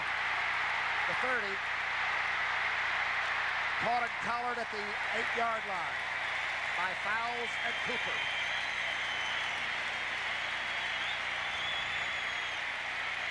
Well, that's a good job by number 16 of finding the open guy. He had pressure on him right away. Bought some time back there by scrambling around. Now, you can go ahead and scramble, but when you do arm moving back in the pocket, you got to keep looking downfield to hope something good happens, and it did. He spotted it right here. Jenkins got behind number 29, Fowles, which will happen when the quarterback's running back there, and then it's just a foot race, and they hauled him down just inside the 10-yard line, which is really a pretty good break for the Eagles. It's better than getting him on the 12 or 13 because the Lions now cannot get a first down. They have to go on in and score. First and goal, a 65-yarder by the young man, as we've talked about, is out of Bucknell, back in Pennsylvania. What a throw on the run by Danielson. First and goal. They've got it at the 9. Bussey inside to the 5. Joel Williams making the tackle. Don't fuss with the bus. He's played a long time here. Yeah, Billy Sims broke his career rushing record a week or so ago, and he needs 41 yards now with Sims out to get it back. Don't fuss with the bus. I love those side makers, those people that labor over those things. Strip the sheets off the bed, put your sign on it. Second goal. Ooh, Bussey hit hard at the 9-yard line. Greg Brown beat his man. Well, they get tough inside that 10-yard line. The Eagle defense has been very gritty. Right here now it's going to be, what, third down, bringing about, what, 8 for the touchdown? Once again, if you're playing defense now in Philadelphia, you got to start reminding yourself and the guys in the huddle, you know, watch something. You know, it could be a screen down here, it could be a reverse, and it could be a quarterback draw. You never know. Almost has to put it up, doesn't he? Yeah. Third down and goal from the 7. Danielson sacked back at the 16-yard line. Harrison, Darby, good penetration. I think Anthony Griggs back on a blitz. I'm not sure. I think he was back there. Let's take a peek. It came right away. Here's Danielson. Big penetration up the middle. Oh, it's 68, isn't it? Harrison. Yeah, it's big Dennis Harrison right away. He cuts off the light on that side of the field anyway. You know, at 6'8", when he puts his arms up, you're throwing over a tree. Murray's in. Thinking about the first play of the fourth period will be a field goal attempt by this man right here. That's the end of the third quarter. The score, 17-13. Let's pause for a word from your local station. I'm Brookshier with Wayne Walker from the Silver Dome. Murray is in there to try the field goal. He's 13 of 18, but he's had a lot of trouble with the medium range kick. Got hurt early in the preseason, and his leg has been sort of irritated, and he doesn't have that smooth stroke that he once had. Danielson's holding. He got a lot of foot into that one.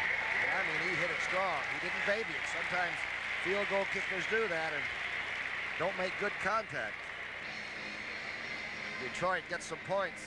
Stop the onslaught of the Eagles. 20-13 now. Bonnie Clark hanging in there. This team, by the way, has 2 of their 3 wins were in overtime, but they've lost by 1 point, 3 points, 4 points.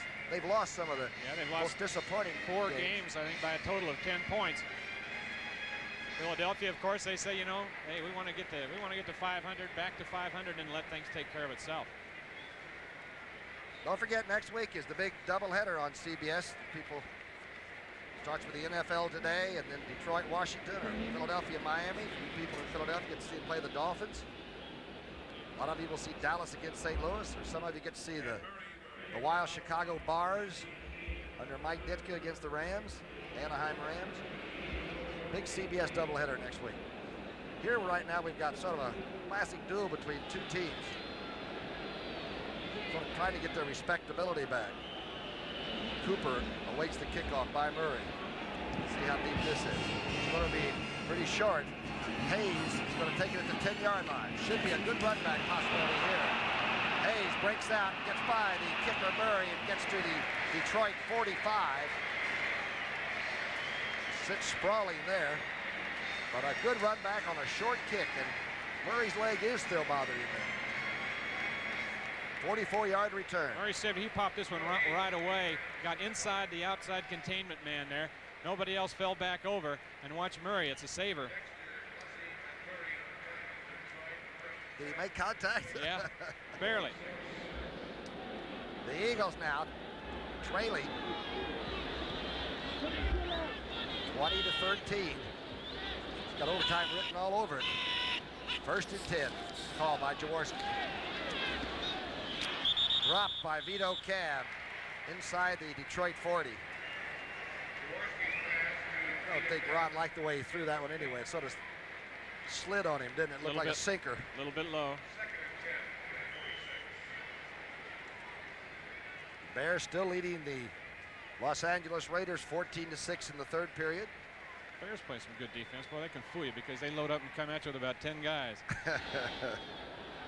10-6, Buffalo leading Cleveland. Wouldn't that be something to get off the Snyder for those Buffalo Bills? 2nd down and 10. Jaworski's got the backs out. Finds Quick at the 40-yard line. Stretches just to the 39. William Graham had him at that point.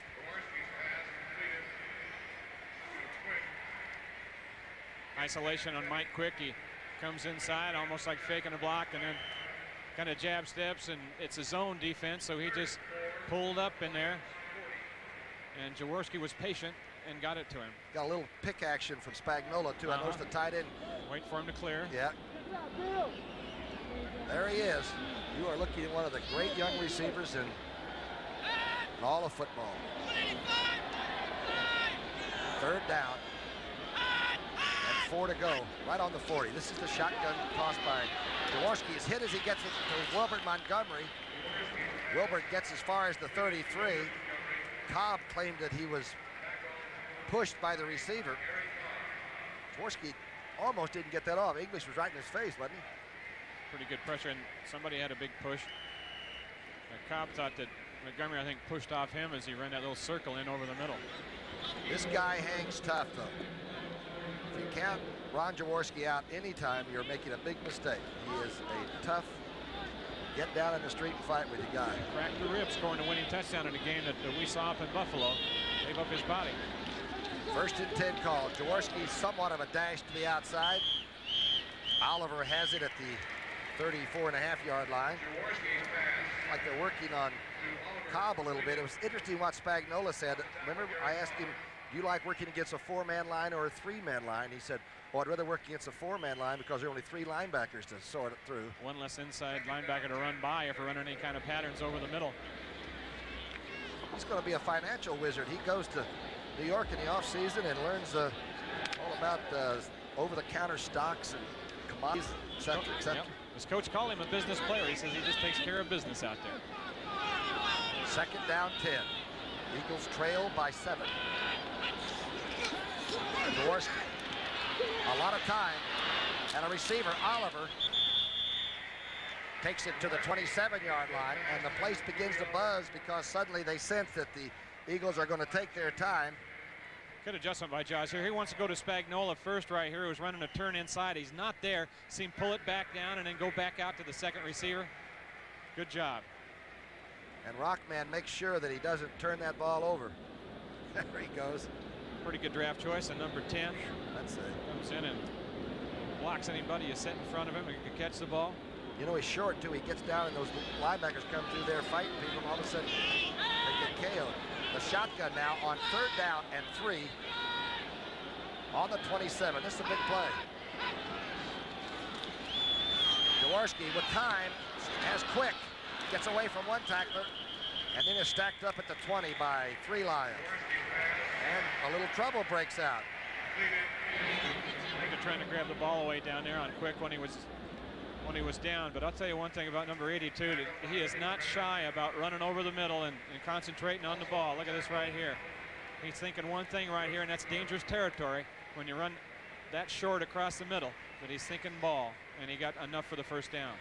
Yeah, they tried to steal it on the ground. Remember Tommy McDonald, when he first came in the league, he used to be in such a hurry to get back to the huddle. He'd just throw the ball up, and there were fights breaking out on every side. You know, we said, McDonald, just put the ball away and wait till the official shows up, will you? The Eagles now on a roll. They have been since just about the last play of the 1st half, and they got a field goal. The blitz is on. It's handled. Montgomery into the hole to about the 17. Kofor making the tackle. You know, the blitz can be pretty good against the run. A lot of people think that you just use it to put pressure on the passer, but you got somebody going in every gap when you do blitz, and so you're solid. But if he breaks that one tackle, look out. If the Eagles win, they go 5-5, and only 2 games out of 1st place, with Washington, Dallas, and New York, and St. Louis in that division. That is exciting football. 2nd down and 8. Ball's on the 18. Jaworski has time. Spagnol at the 1. Good throw. Boy, good catch, too.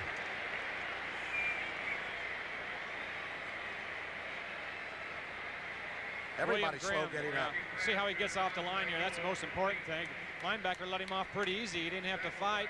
Fantetti tried to bump him and didn't do too much back there, and now he's in between the 2 defensive backs in the zone. So it was really the linebackers up front that didn't do their job on that. You can't blame the defensive backs. That first linebacker cannot let him inside like that. Not that easy, and if he does, then the middle linebackers should get over there. I always want those linebackers slow him down some. Put something on that cage. Get that tight end. 1st and goal to go from the 1.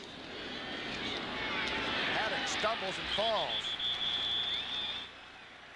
Looked like he was going down before the handoff.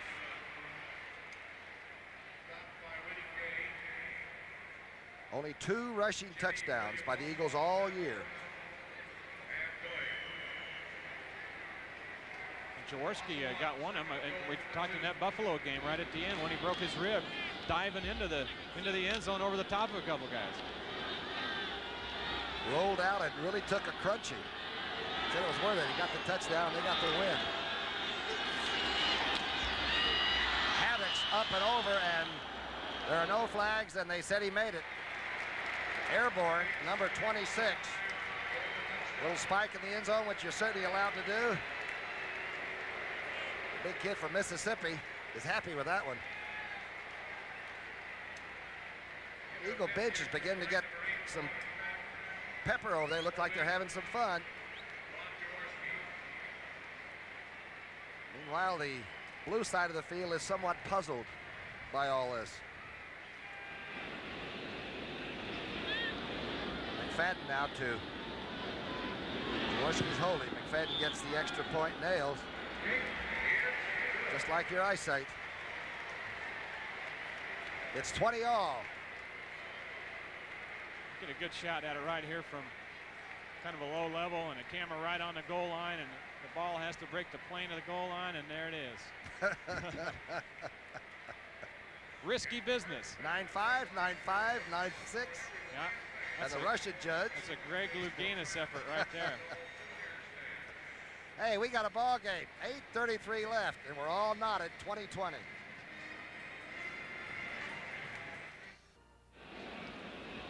The pressure of being a kicker. Young Paul McFadden's face is sort of etched in your mind. They're all at a haunted look. Jenkins, Kenny Jenkins at the 5.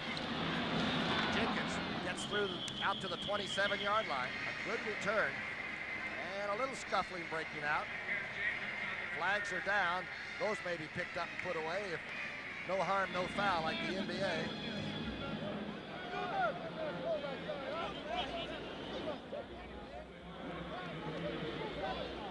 Mr. Wyatt, speak. We have a personal foul, number 20, first down. Waters is called for the personal foul.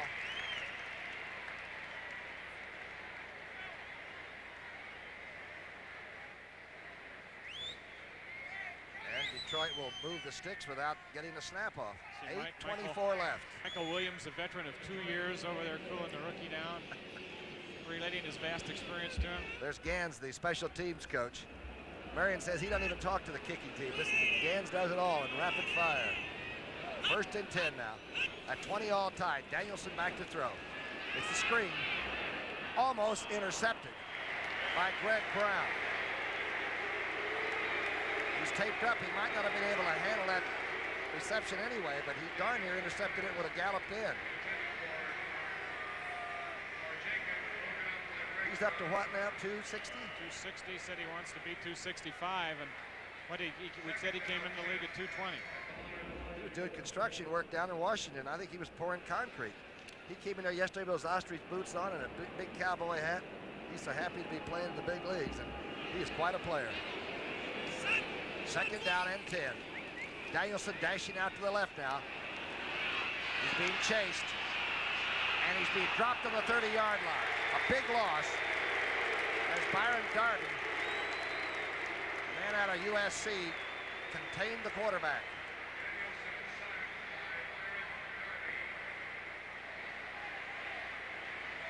Five sacks by the Eagles. They came in with 26. They're one of the good sack teams right now, and people say their nickel defense, at least Walsh and the 49ers told us, their nickel's as tough a defense as there is in the league. 5 sacks for 48 yards right now for Philadelphia, and their sack attack for the last month has been pretty productive. 3rd down and 23.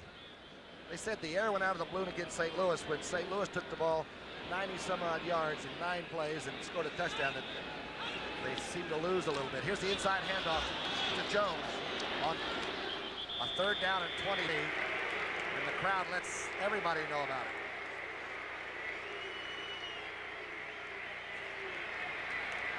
Robinson made the tackle. Boy, you love to see that happen on 3rd and long when they just run it. You know, it's funny, isn't it? You know, we got a 20-20 game. We're still in was involving, but you can just look down on the field and see the life kind of going out of Detroit. The saga of kickers continues. Mike Black. They've almost blocked it a couple of times. Hopkins went by him like a projectile earlier and almost got it. And Hopkins almost got in there that time. This is a good punt by Black. Cooper, 12. Cooper dancing out to the 25-yard line. Good return by Evan Cooper. A 52-yard punt, a 14-yard return, 20-20.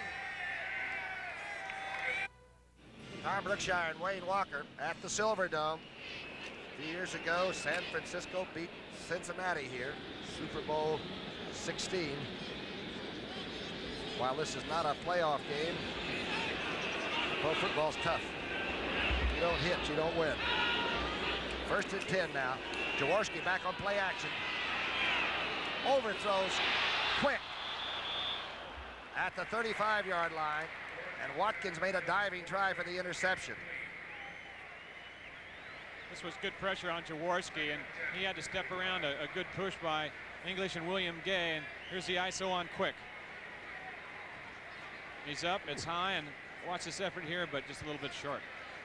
It's hard to overthrow Michael Quick, yeah. isn't it?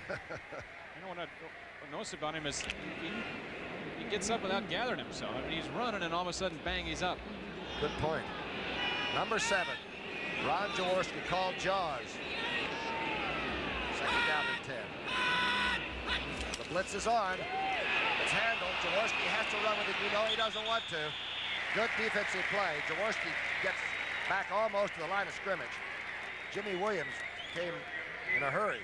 Yeah, they had 3 defensive linemen stacked to the right side that time, and kind of an over or an under, whatever you want to call it. And then Williams came up and hit the gap in the middle between center and guard, and the back couldn't get over in time, and he got a hand on Jaworski.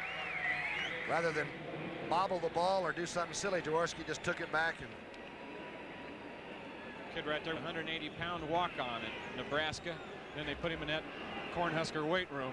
For 6 years. Fed him 5 times a day, right? 3rd down and 11. The ball's back on the 24 now. It's a shotgun.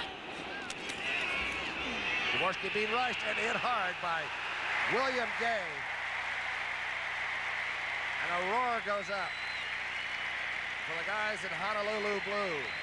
You'll see it from the end zone. William Gay, number 79, working against Miraldi, 64.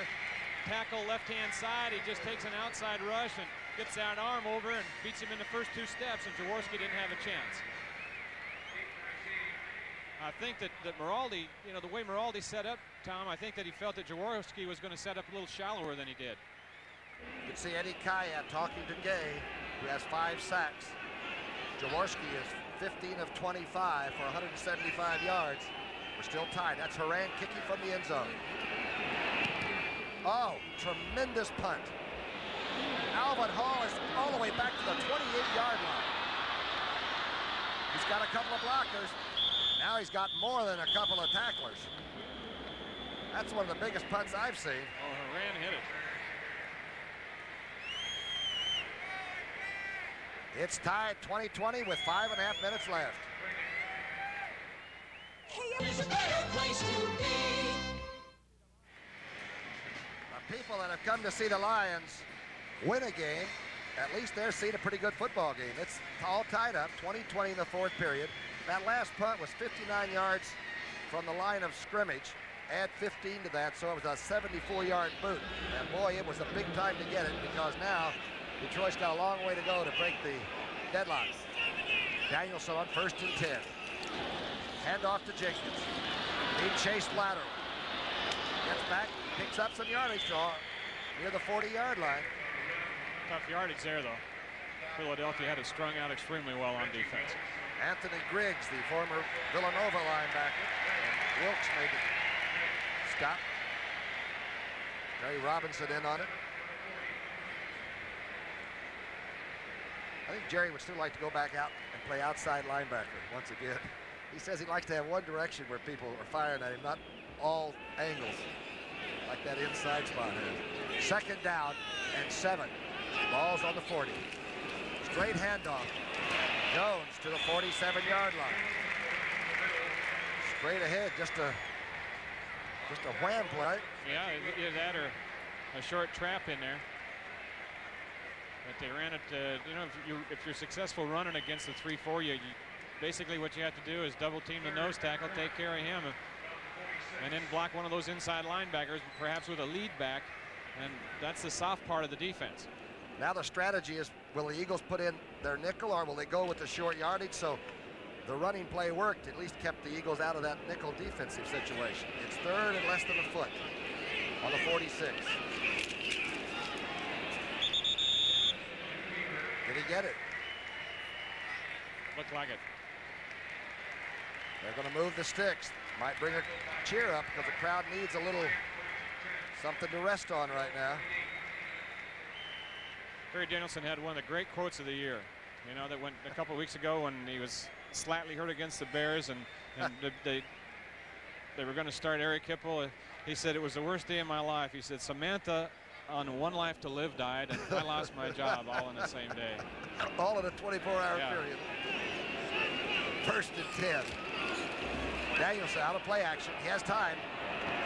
Almost picked off. Leonard Thompson thought he had it to 35, and Fowles came right over the top. Good play. Fowles made a good play, and Thompson played it a little soft. If he'd have been going back at it a little bit more aggressively, they would have had the completion. Leonard Thompson came back just in time to get in a uniform for the first game. He held out most of the training camp. Yeah, he said he wanted to get paid a decent salary. 8 weeks of it he missed, and then actually really starred for the Lions in that first game against San Francisco, but he said it was tough on him because he had to come back without any training camp experience and go full speed right off the bat. He said it's wearing him down now. Yeah, he's got freaks in the joints, he said. The AstroTurf will bring that out. The blitz is on, and Danielson's being thrown back at the 37-yard line by Wes Hopkins. Look at the SMU Mustang didn't even go back. He came right through the middle. Safety blitz. You'll see Wes Hopkins, number 48, creep right up the middle. Nobody, the back has to get over, get him, or the other guard, and neither one did. The life of a quarterback is not so glamorous, is it? You know, you're looking right over at a beady-eyed safety man that wants you bad. 3rd down and 17. The Eagle defense has really shown up in this second half. The offensive line in front of this man they're all playing hurt. They played pretty darn well today. 3rd down and 17. Danielson. Thompson. At the Eagle 42. Waters making the tackle there. Just enough for the 1st down. Now, this is a good job by the offensive line and good patience by Danielson to wait. This is a long pattern they needed, 17 yards for the 1st down. And keep in mind that Danielson's back there with people going by him, traffic, all kinds, and he hung right in there and held the ball till the last minute and picked up the 1st down. And Fowles had a pretty good drive on it. It was just a perfectly executed throw, wasn't it? And catch. Boy, I saw him get hit last year by a member of the Green Bay Packers as hard as I've ever broke his jaw. Yeah, I said it. Leonard Thompson we're talking about. He broke his jaw, strained his knee, and sprained his ankle all on the same hit.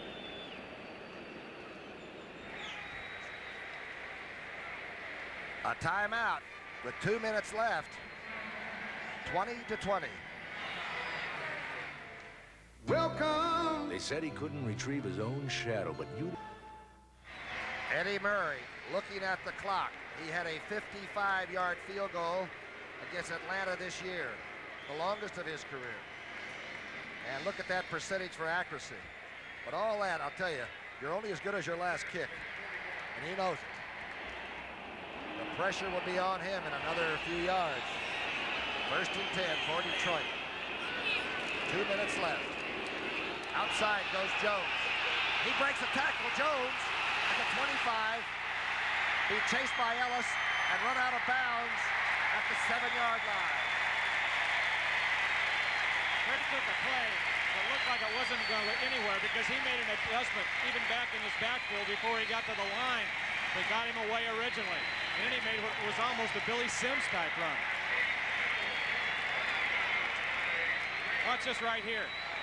There's nothing there. He's got to bounce it out, and he does. And now this is just a great cut. Remember earlier we talked about his field vision? Look at him looking around. He knows where everybody is on the field right now, and he picked an open spot and an open lane to get back into. He ran over Wes Hopkins, who we've talked about as being one of the big hitters there, with the foot went out of bounds at the 7. The official was right on the spot. And Ellis took the angle to make sure he got the big fella corralled. Jones has 73 yards on 12 carries. 37. Then, timeout, Detroit. 1:49 left. Detroit is threatening. It's tied 20-20.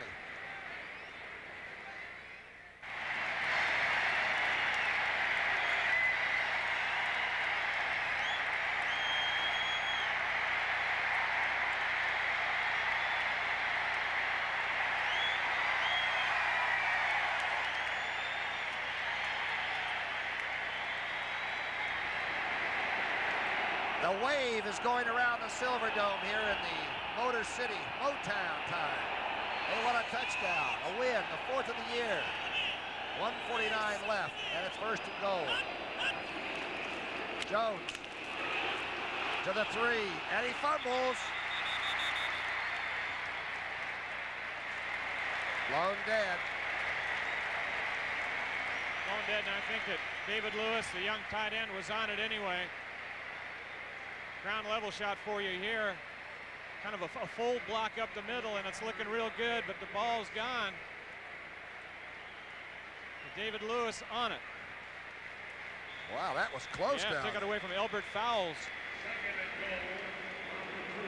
The Eagles haven't had many breaks recovering fumbles this year. I think they've only had about 5 or 6. They tackle hard. Eagles took a timeout right there.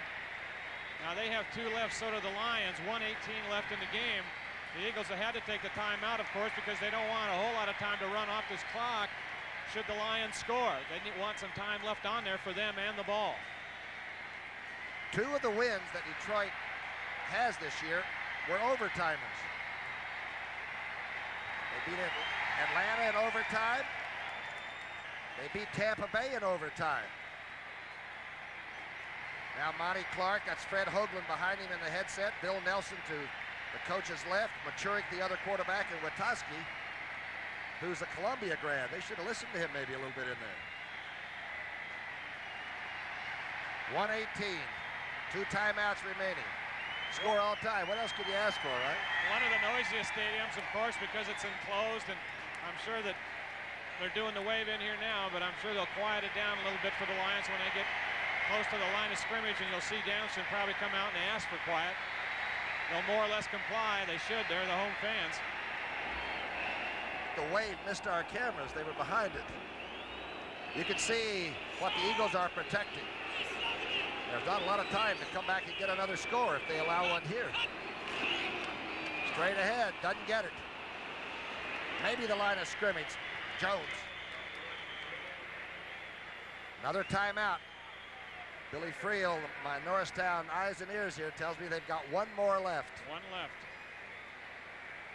1:12 the time on the clock. And Danielson coming over again with Monty Clark. You know, there's a guy that didn't know whether he was going to be the starting quarterback this year until I think a day or 2 before the opening game in Detroit against San Francisco, and responded with the best year of his career. And he said, you know, my strong point is my resiliency. I think that's why I won the job. I think it's a good point. Don't forget, next Sunday, the CBS doubleheader. It all starts with the NFL today. And those of you in the Detroit area will see Lions against the Redskins. Philadelphia people will get to see Marino and Coach Shula's Miami Dolphin team play the Eagles. Then everybody almost in the country will see the second half game, which is the St. Louis Cardinals and the Dallas Cowboys. Quite a shootout. Or the Chicago Bears and the Rams. 4 o'clock Eastern time for that second game. Here we've got a beauty. Well, this is a huge play right here, because if the Lions get in for 7, it really makes it tough on the Eagles. If they can hold them out, and the Lions have to settle for 3 points with this time left on the clock, the Eagles have got a chance with that field goal kicker, McFadden. He's got the leg to hit from anywhere inside the 50. So this is a big play right here. Large play. The field goal will certainly be used if this one doesn't make it. Danielson calling for quiet. 3rd and goal. Jenkins, no.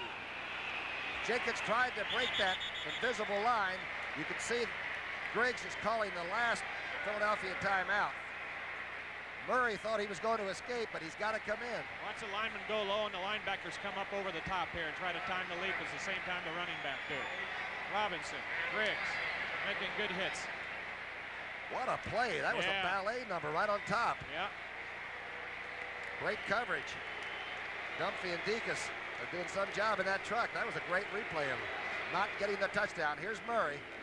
As we had, the buck stops here. He makes it, he's a hero. If he doesn't, shower alone. You know, this is much like an extra point, but you got to keep in mind that Eric Hipple was his regular holder, and Hipple is now on the injured reserve, and although Danielson has held for him before, it's always better to have the guy that you're used to out there with you. Got to be a little careful about trying to block it too and causing a foul, right? Give him another shot at it. Sure.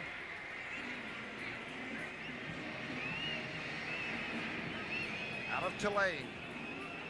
I've always thought he was certainly one of the top 2 or 3 kickers, and the percentage proves it. Yeah, he is a good one, and he likes the ball. A lot of kickers like the ball leaned back when they kick. He also likes it tilted to the side. And he does that because when you come into it soccer style, it makes it topple more like it's a straightaway kick. He's experimenting around, and he likes it leaned both ways. Boy, in the old days before they moved those stripes into the middle of the field, this would have been a difficult field goal from the side, wouldn't it? Murray, Danielson holding.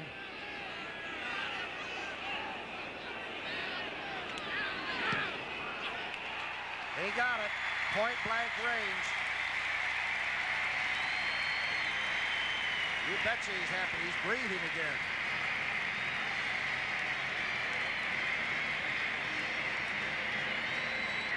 And now the Eagles have 1 minute and 3 seconds.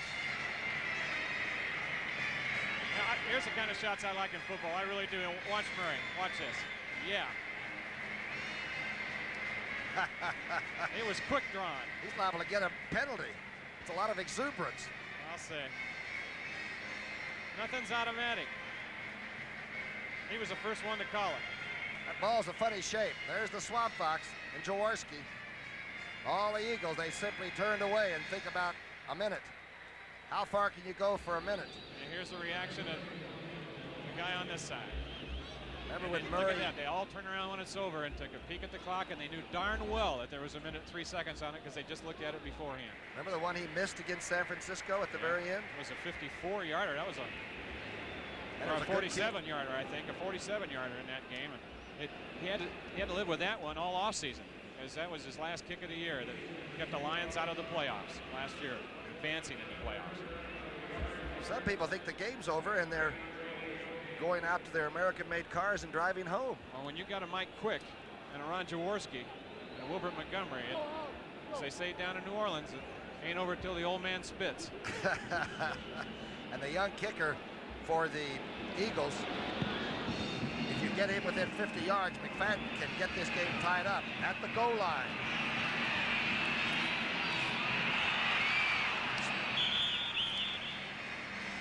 Cooper brings it out and gets out of bounds. He does his job very well. Exactly what they needed, a good run back and to get out and stop the clock. 7 seconds is all that was burned off with field position and possession. And now Jaworski's got to go down the middle enough to where he can find an open receiver, but very carefully get into Detroit territory for this man's shot. They got to get to about the 35-yard line for this guy. That'd be about a 47-yard field goal, and that's about the most you can expect in this situation. He kicked a 52-yarder, over 50 twice today.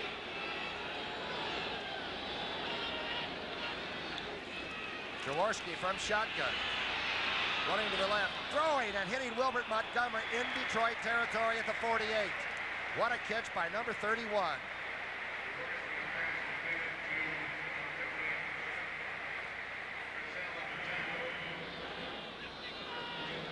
McFadden getting the barefoot circulation going, I suppose.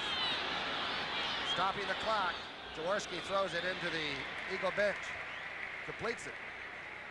27 seconds left now. No timeouts for the Eagles. So they have to be extremely careful. Even if they complete the ball, they're going to have to hustle on in and get that field goal unit in, because they're battling at 27 seconds in all phases right now. They've got to get at least to the 38-yard line, then, don't they? Yeah. For a reasonable shot, since the goalposts have been moved back to the end zone line. It makes it a rather... Set it 7 yards back. Like I said, to 35, then be 42, and then be a 52-yard field goal. So shotgun in Detroit territory in a hurry. Jaworski throwing for Quick, and it's knocked away and nearly intercepted by Razzle, who came across the middle there and just knocked it away from Mike Quick. Pretty good play by the extra defensive back in the game, William Frizzell. I don't know why, but they call him Boo-Boo here in Detroit. He didn't make a boo-boo this time. He almost came up with the play of the game. Quick is open if it's not for Frizzell's move. Yeah. Jaworski, 16 of 32, 198 yards. Remember, at halftime, he had 33. Shotgun time. 23 seconds on that clock, your clock.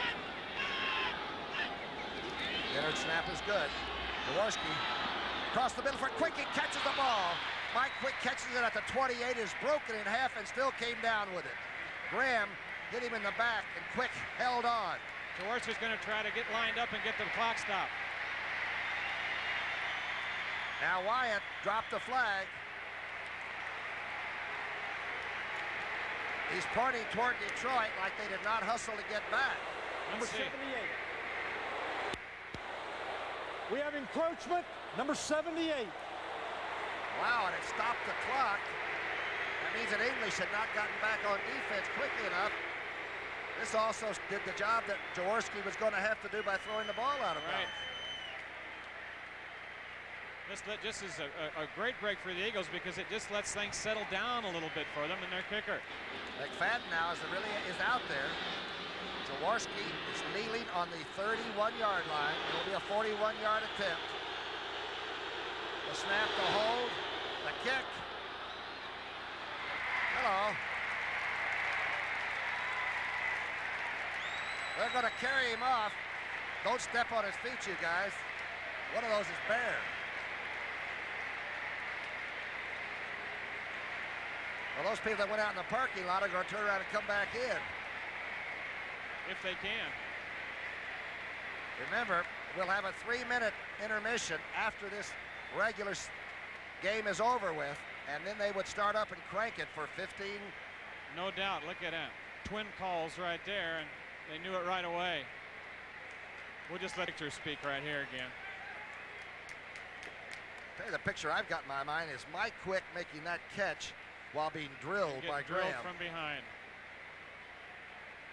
What else can happen, huh? The Fox.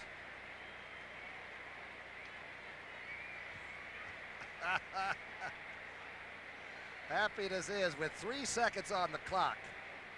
How about McFarland, though? How about McFadden, though? How about his thinking? Could he go back on the plane with the team if he didn't make it? We're just kidding, of course, but there's a lot of pressure on these kickers. Especially when you're a rookie and you haven't been in a situation a whole lot of times before.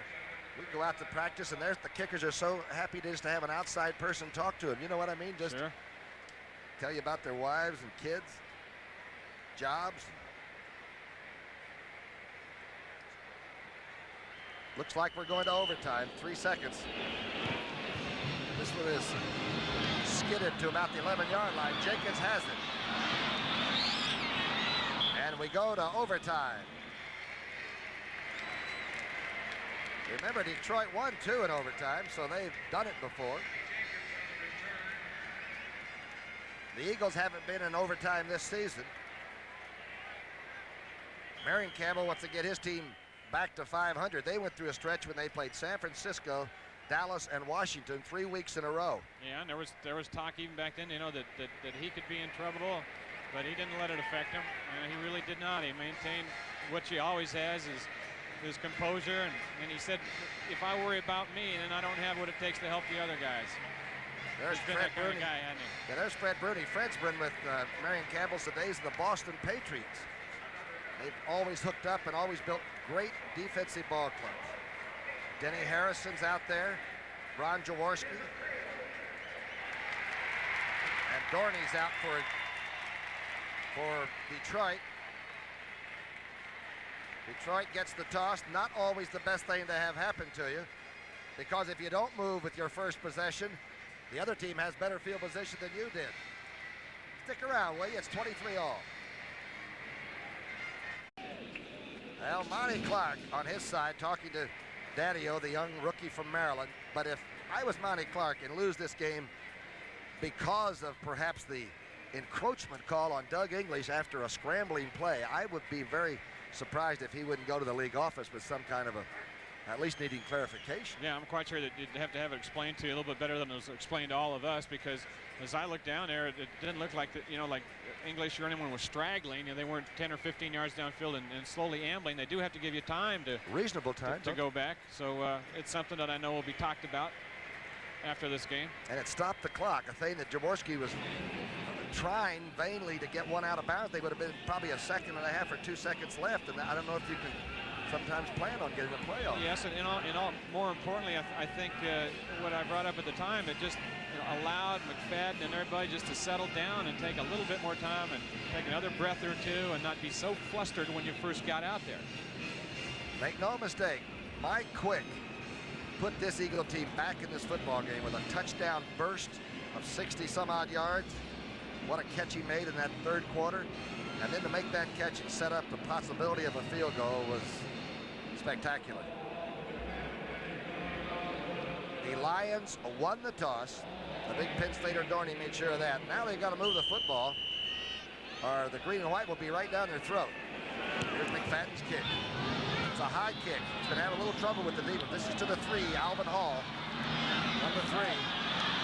Alvin Hall breaks out and is tackled at the 40-yard line. Waters made the stop at Major Everett. It's a good thing they got him. He was gone. You know, it did look like it was going to be a good run back for him because he got so far behind his wedge. They got started a little bit early, but it broke right for the Lions, and then pretty good effort right there.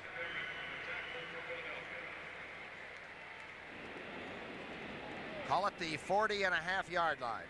15 minutes. And then if nobody has scored, put the cribbage board away and play again somewhere else. It's going to be a good overtime. 1st and 10. Danielson's got the team in the I formation. Start all over. Toss. Back to Jenkins. Chased by Griggs. Hit. But gets back a couple of yards anyway.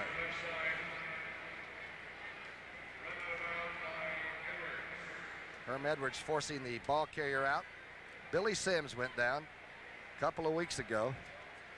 First time he's ever had a knee injury. We saw Sims in there, and he said it was funny. It wasn't as much the contact as it was that bad carpet up in Minnesota. He said he wasn't going to come to the game and watch because it was too tough on him. What a performer. 2nd down and 9. The ball's on the 42. Danielson, power sweep with the big fella. Jones cuts it back inside, gets to the 46-yard line.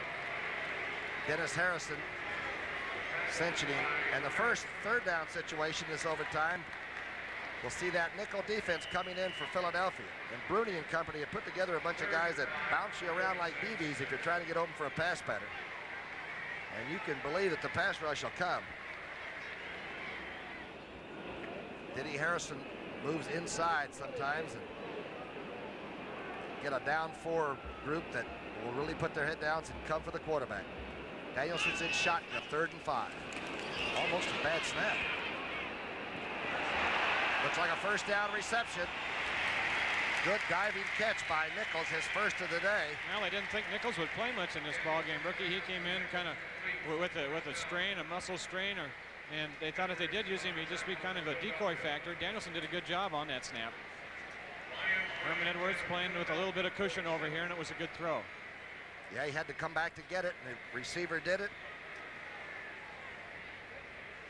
First down of the overtime, 23-23. First half was all Detroit. Second half was mostly Philadelphia. Daddy-O, 235-pound blocker in there with Jones. Here's the handoff, a little delay. Oh, Jones is hit at midfield by Kenny Clark and Bigfoot Harris. Like a team of horses, they came forward. We told you earlier in the ball game that this guy was taking his place as one of the good ones. Watch him in here. That's just handling people. That is just absolutely handling people. 275. Mrs. Clark is a lawyer. Kenny's quite an addition. A free agent, can you believe that? Yeah. Played so well at Syracuse, but everybody thought, oh, he's probably too short or too slow or something. Well, he's some football player. Here comes the 4-man rush now on 2nd down and 13. The ball is right on the 50. Danielson's got the backs out, and he's being sacked and fumbles the ball back at the 40. They're going to whistle it dead. Darby, the SC rookie, came through. Coming in low, and that's always dangerous for a quarterback when they're falling down in there low, down around his legs when he's planted, set the pass, and you can see that Danielson is limping a little bit. Boy, he had both back checking out of the backfield. He better keep them in with a rush like this coming on him. Watch it right here now. Craig Brown is 98, but watch Danielson when he sets up, so it'll all be down low. That's Clark down there low, making contact, has hold of a leg, and it just kind of folds him up. A 7th sack for the Eagles, 62 yards. Makes for a tough Monday morning for the quarterback. I guarantee you, Gary's going to be very, very sore. 3rd down and 21. Ball's on the 42, almost fumbled the snap out of the shotgun. Chadwick has it at the 33-yard line. He was nailed by Bree Wilson, I believe. Yeah, it was him. Bree Wilson with the big hit on Chadwick. No, it was Hopkins. West was slow getting up. Let's take a peek right here now. Here it is on the secondary, getting a big cushion. They don't want to get beat deep. You got to give them something up in front. You might want to play it a little bit tougher than that. 22 it was. Bree Wilson. Chadwick, of course, has 4.35 speed for the 40. Now that they are within Ed Murray's range right here for a field goal, Brookie. So I would imagine that they'll start to go a little bit more conservative now and try to pick up a first down on the ground. First score wins it. So you don't need a touchdown. You just need a point. Or 3 points, as the case would be. First down move. There's your conservatism coming back. Jenkins over the top for 3 yards to almost the 30-yard line. Have you noticed, you know, and when Danielson has been back in the shotgun, as you look at Eddie Murray there, that the snaps from center in that shotgun, one was high, one was low. They've been kind of all over us because the Lions have had a lot of people hurt. 2 of their centers have been hurt. Amos Fowler went out of the game. He started it. And Mott, the center who the season has been out. So they've got their 3rd center in there right now. And when you're thinking, I'm thinking ahead, thinking of the field goal snap. That's a blind snap too out of that shotgun because you got to be looking. Second down and 7. The toss, the power sweep. It's going to be the pass. Jones gets it to Jenkins. Jenkins is ridden out of bounds at the 4-yard line by Jerry Robinson. Gutsy call by Monty Clark, Bill Nelson, whoever it was, probably both, probably committee. But, you know, we said, did they have any bullets left from that first half? Well, here's one. A pitch out to Jones. Run pass option. It was no option at all. It was pass all the way. Jones had quite a passing day. He's thrown a touchdown pass to the quarterback, Danielson, and a 27-yarder that has gotten them very close to an overtime win over Philadelphia. Now, you just send your kicker out there right now and kick it, Tom, in this situation. You don't take a chance running another play, do you? Not a chance. You might fumble it. Like you say, the center's been having a little snap problem anyway. But then that's what you got to think about. Murray wants to kick it now. I know that they've got to think. I wonder if they're having troubles with the snapper. Well, they're going to have Murray out there, but I thought if they were having center problems, they might try to run it a couple times so they won't have to snap it on this field goal. The Eagles blocked a field goal attempt in the San Francisco game. They came up the middle with Darby. They'll put a couple of them. Dennis Harrison at 6'8". They'll put him in the middle. They'll try to drive a wedge through that no man's land and get this young man's attention right here. Just look at, you talk about the highs and lows and microcosms of life in a ball game. This is the second time he's been in this situation in this game. And McFadden on the other sideline just went through it. I mean, here I am. What am I doing? I'm a hero. I'm a GOAT. 2 times in the last 5 minutes. This guy's got to go through that whole emotional process again. And so does he. Monty Clark. Remember when they beat Dallas with 12 or 13 men on the field that day? It should only happen to the Cowboys once in a while. I don't think anybody mourned too much. Here's Murray. Danielson's the holder. 21-yard field goal attempt for the match.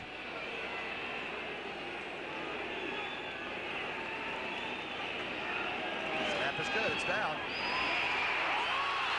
My gosh, he hit the upright and bounced back. He hit the upright, dead solid straight, and it bounced right back. No cigar.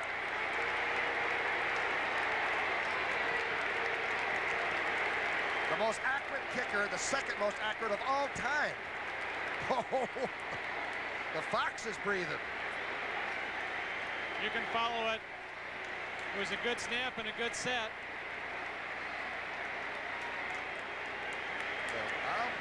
That's as solid as you can hit that post. Look at this. Number 78 in the air. Look at that. He got up 2 razor blades.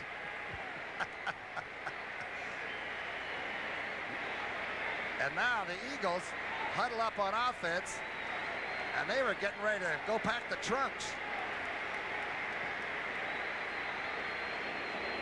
From the 20, Jaworski.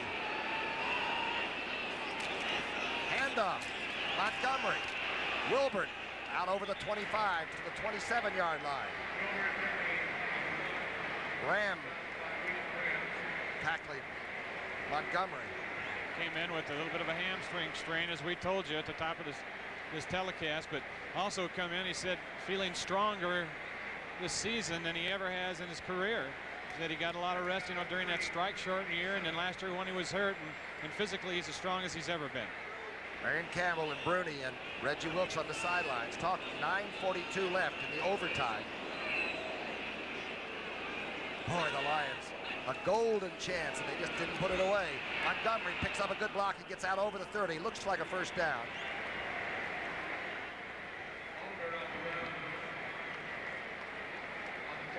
Rockman took him right out there. There's the young barefooted one, Fadden. He kicked a pretty clutch situation kick too, didn't he? 6 seconds on that clock to get him into the overtime. Murray had a chance from point-blank range, but as we've said, the shorter ones have given Eddie Murray more trouble than those from 40. A first down. Ball is on the 30-yard line. Jaworski.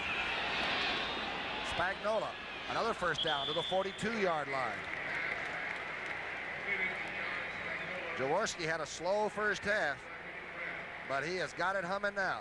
Yeah, it tells you something.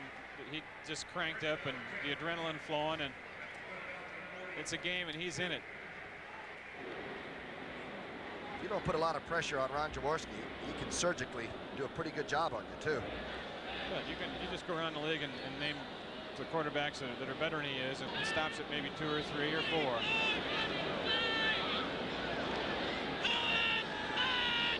A little over 8 minutes left in the overtime. Jaworski finds Spagnola. Maybe enough for another first down into Detroit territory at the 48-yard line. Getting single coverage on the tight end Spagnola because they're doubling up the outside guys, especially quick. Look at it right here. Runs a turn. Back's playing with a little bit of too much of a cushion. He should be getting there just as the ball does. But Graham is playing just a little bit loose at this stage of the game. Guys don't want to be looking over their shoulder. It's 6 points hung up on the board. Now here's a discussion that I would love to have taped. Yeah. What are they thinking? What are they talking about? Security guard over there's watching them like they're out of a sideshow. The kickers kicking into their net. 7:38 on the clock. And those that left thinking it was all over have missed a real good overtime period too. Detroit took it down the field. That was some drive. There's some smiles over there. Going by the graveyard, whistling a tune.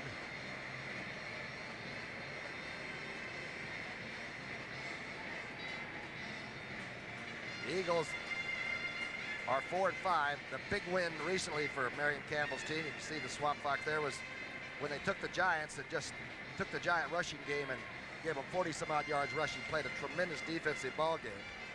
And I think he was really disappointed that they didn't play better in the second half against St. Louis, but he told us that St. Louis had the best lines of scrimmage on both sides, offensively and defensively, almost that he's seen for a while. Yeah, and you got them credit today because they went in at halftime and made whatever they did, the adjustments they made some pretty good adjustments because Detroit was moving the ball well in the first half and Philadelphia was not. They came back and really outplayed the Lions both ways in that second half. And that's coaching. That's when you get it together and go in and make those adjustments at the halftime. The Eagles have never won a game in overtime. Here's Monty Clark on the other side, checking with his statistics people there. Machurik, the young quarterback, is going over something. Better start thinking about defense right now. Jaworski, 1st and 10 on the Detroit 48. The misdirection. Wilbert Montgomery fumbles and recovers his own fumble at the 46-yard line. William Gay with big penetration, Brookie, that time, and what a break. The ball hit the ground and bounces right back to Wilbert. Watch number 79 get the penetration. The tight end was going to block him, but he took a deep down inside charge, and here it'll come right back to Wilbert. Well, that's, you're living right.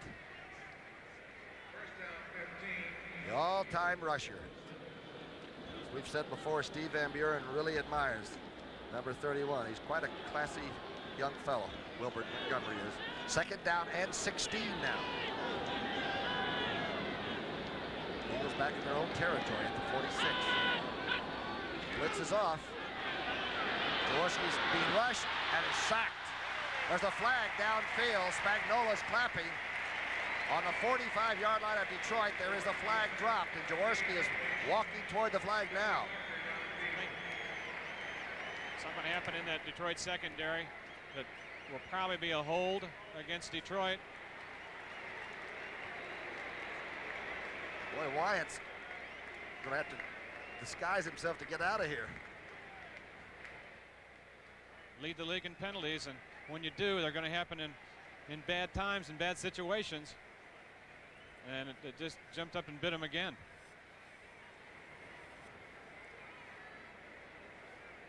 Overtime, 6:49 left in this 15-minute period. And the Lions went right down and had a point-blank field goal, and Murray drilled it right up against the post, and it bounced straight back. Number 57, holding. First down. Fantetti. Yeah, I'll bet you anything that it was on Spagnola again, as they're trying to turn the tight end over to the linebackers, and tough to stay with them. And the Eagles have been running just enough to where you can't put in a nickel defense secondary either. You got to play with the linebackers.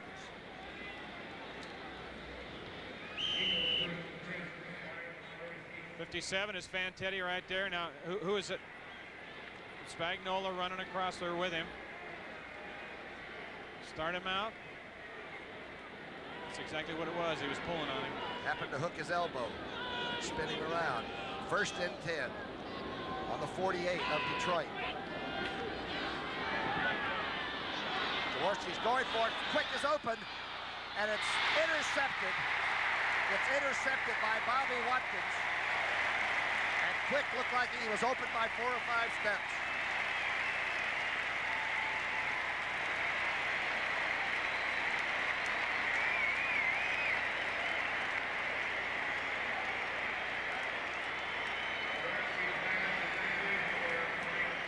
Our guys are hot in the truck. We've got it isolated for you. You'll see it one-on-one, Quick and Bobby Watkins. Now watch this move. Mike Quick does get a step or two. Huh. He's got him beat right here. What a great play, though. What a great play. The throw was a little bit short, a little underthrown, but that's just a great interception. You got to give the defensive back credit for that more than you have to discredit the throw. Tremendous play by Bobby Watkins.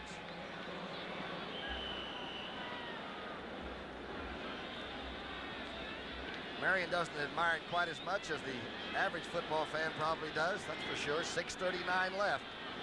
Danielson's got the ball on the 4.5-yard line. Out of the end zone, Jenkins gets the toss. Just about the line of scrimmage. Griggs making another tackle.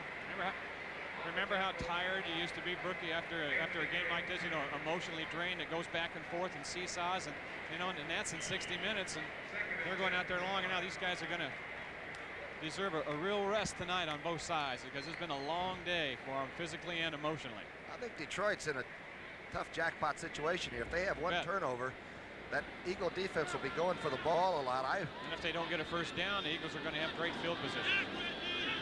Lions don't have any timeouts left.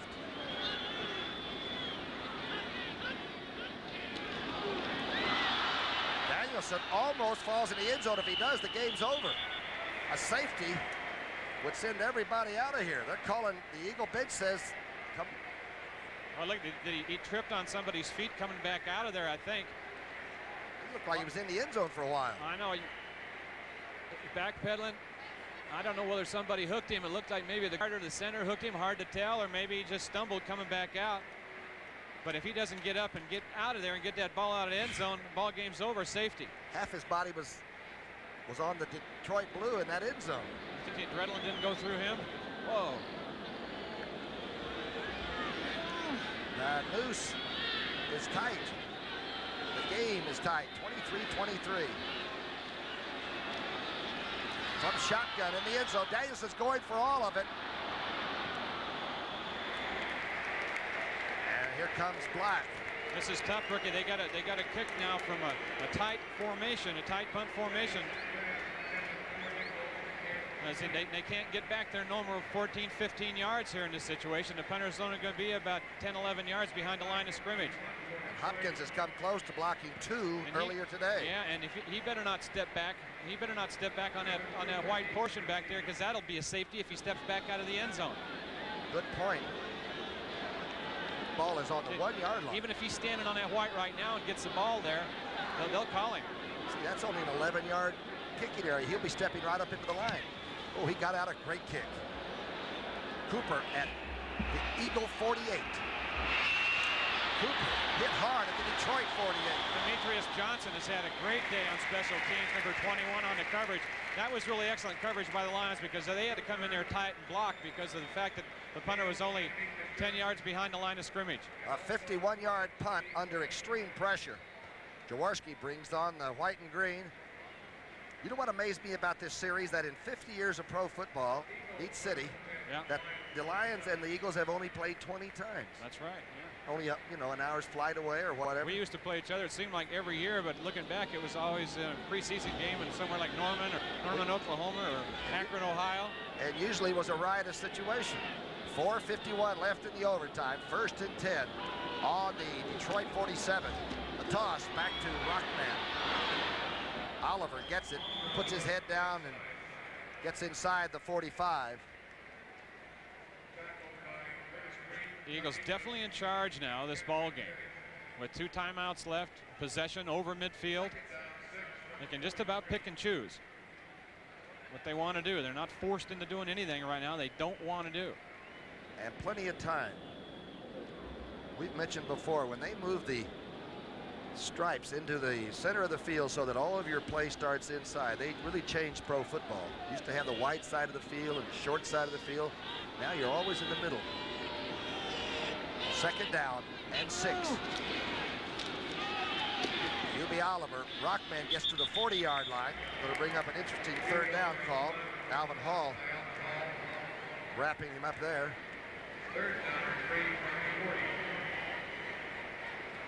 3rd and about 3, huh? It's going to be. You got to go to Wilbert in some fashion, don't you? You think so, but boy, you have to be careful with it if you're throwing. That's Ted Marsha-Broda there with the white sweater on, the offensive coordinator for the Eagles. First year at that job in Philadelphia. Was here in Detroit before. Young McFadden, the kicker. Looks like a Little League uniform he's wearing. Boy, he's kicked some great kicks this year. 3rd down and 3 on the 40. Jaworski being rushed. He somehow scrambles away from it. Oh, he gets hit hard at the 44-yard line. Fantetti was first. And Jaworski looks hurt.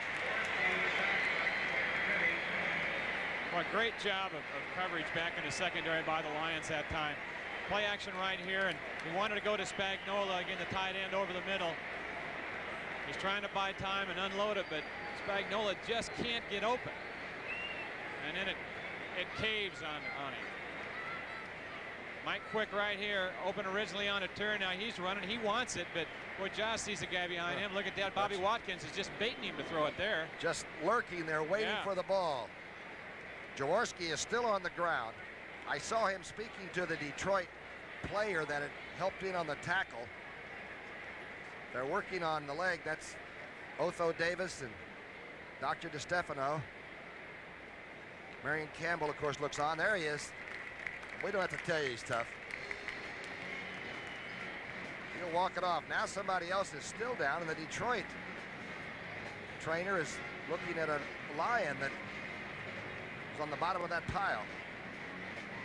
Well, Detroit took the first kickoff, the opening kickoff, and just drove down and got the touchdown pass, Danielson to Jones, and then they just seemed to, at halftime, they just stalled out a little bit. Now they've come back, and of course the Eagles have continued to sort of fly. 3:15 left in the 15-minute overtime. What do you think that they're talking about right there? 4th down 7 now in this situation, Tom. And They got some time to think about it now because of the injury, but he's already made his mind up. Who's out there? Is the offensive team out there, or is it a kick team? I think Horan. I think they're getting ready. It looks like a kick team, yeah. I would think with 3 minutes and something left, you'd punt it down in there. I think so too. You don't want to try a long field goal. If it comes back to the line of scrimmage, Detroit would have pretty good field position. Well, it's basically out of field goal range right now anyway for that, and I think that Marion has enough confidence in his defense to say, let's kick down and try to get it out of bounds inside the 10-yard line and hold them, and we'll get that ball back again with 3:15 right now remaining on the clock, and Philadelphia still has 2 timeouts. So he's counting on his defense right now. He's going to see how many inside the 20 young Horan had this year.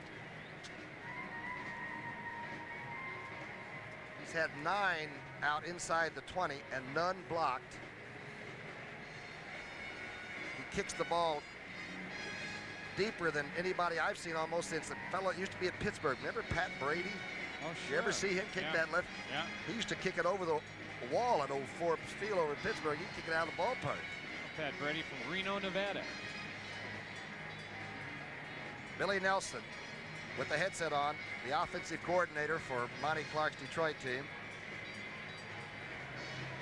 You know, Monty's taking all kinds of heat here in the press, and you know, there's the rumors, the fact that he may soon be fired, and he says, you know, if that's what they want, if that's what the owner wants, that's what he'll have to do. But I am doing the best I can do. I have done the best I can do. He said he told William Clayford that the other day. He said, if you want to get somebody else, I understand, but I've done what I can do. That was young Mike Kofer, the defensive lineman that is now walking off under his own power, and that's good news on both sides. Horan. He kicks spaceships. Snap is from the 45, and he's standing on the Eagle 40 now. Dropping it around the 7-yard line as Alvin Hall made the fair catch signal and did a little stagger underneath that one. Next week, a big NFL doubleheader on CBS. It starts at 12:30 Eastern Time with the NFL Today. Then in the first game, those of you in Michigan will see the Lions against the Redskins. Philadelphia area people will see the Eagles and the Miami Dolphins. The second game, most of you people will see the Dallas Cowboys against the St. Louis Cardinals. Or some of you will see the Bears and the Los Angeles Rams. The big doubleheader next week on CBS. 2:53 left in the overtime. Detroit's got to be careful. Danielson has to be very careful. They're going for the football. Danielson across the middle has a completion at the 16-yard line. That's Rubik. He and Chadwick are both from the same little school here in Michigan, aren't they? Great Valley or what? Grand Valley State. Rubik was a draft choice, a number 12 draft choice from there, and then he proved the Lions that guys from Grand Valley State can play, so they got Chadwick as a free agent, and he's proved it even more. What league does Grand Valley play? You got me. You got me.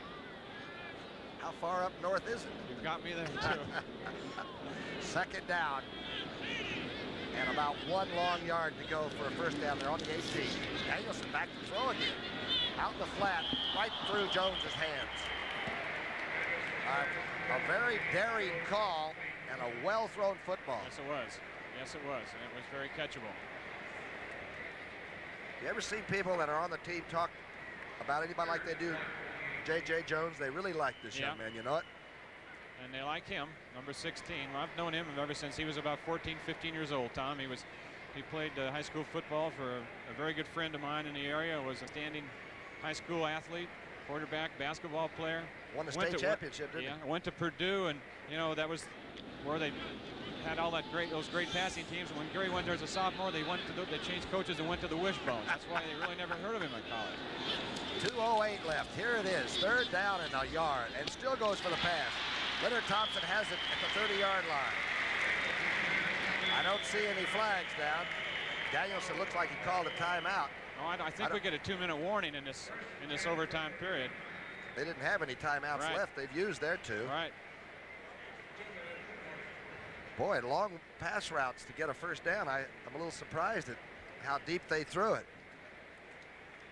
The Dallas story this year, the Giants beat them 19-7. And as we said earlier, the first time the Giants have beaten the Dallas Cowboys twice in the years since 1963. That's when Meredith and Amos Marsh and those people were down there playing, right? We're 23-23 in overtime with 2 minutes left in the overtime. Monty Clark's team, they've won 3, and the Eagles going for 500. They're 4-5. But as we've said, we've seen them play some pretty good football, and they had injuries to the offensive line early that Marion Campbell's staff just couldn't compensate for. Jerry Robinson, who sort of settles down the defense, talking to Bruni and Marion Campbell and Chuck Clausen, and of course that's Ted Marsha-Broda there now. Yes, you know what he's doing. See, he was here and he knows the personnel so well in Detroit that he's over there telling Jerry Robinson, I'm sure, about some of their tendencies here and who's in the ball game and what they're capable of doing at the skill positions. And Robinson probably knows that anyway. It's also good to hear from one of the coaches. They'll probably go to a person that's tested, like Leonard Thompson, a lot in situations like this. If they're not sitting double on Leonard Thompson, I'll be surprised that he's at the bottom of your screen. The shotgun, 1st and 10, and the flags are down. Dorney, Keith Dorney, the big tackle, may have come up off his stance too quickly. False start, number 70, 1st down. Dorney trying to get back to block Bigfoot Harrison. Penalties will kill you. Monty knows that the life of an offensive tackle can be tough too. He probably appreciates it. He was a good one himself. The Oakland Raiders are the 2nd most penalized team in the NFL. Lions are number 1. But the Raiders all get theirs through intimidating people. There are different kinds of penalties the Raiders get than the Lions have received. This brings up now the 1st and 15 to go. Ball is right on the 25-yard line. Danielson gets it to Leonard Thompson at the 27-yard line. And Ellis grabs him there.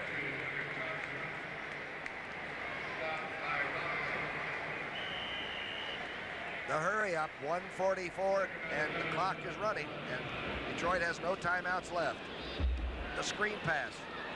Jenkins is tackled, a beautiful tackle by number 21, Cooper. Great play. That could have been a big gainer there.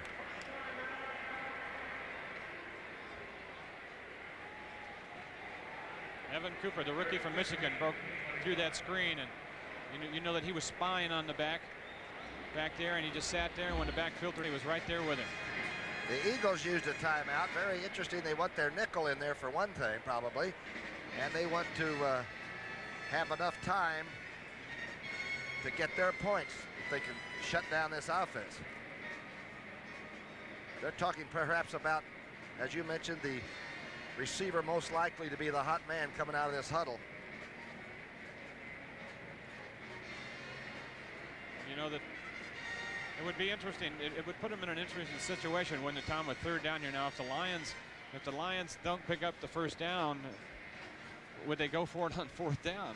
I mean, are they playing to tie? Are they playing to win? You know, I know that the head man over there has to make that decision, and it's not an easy one.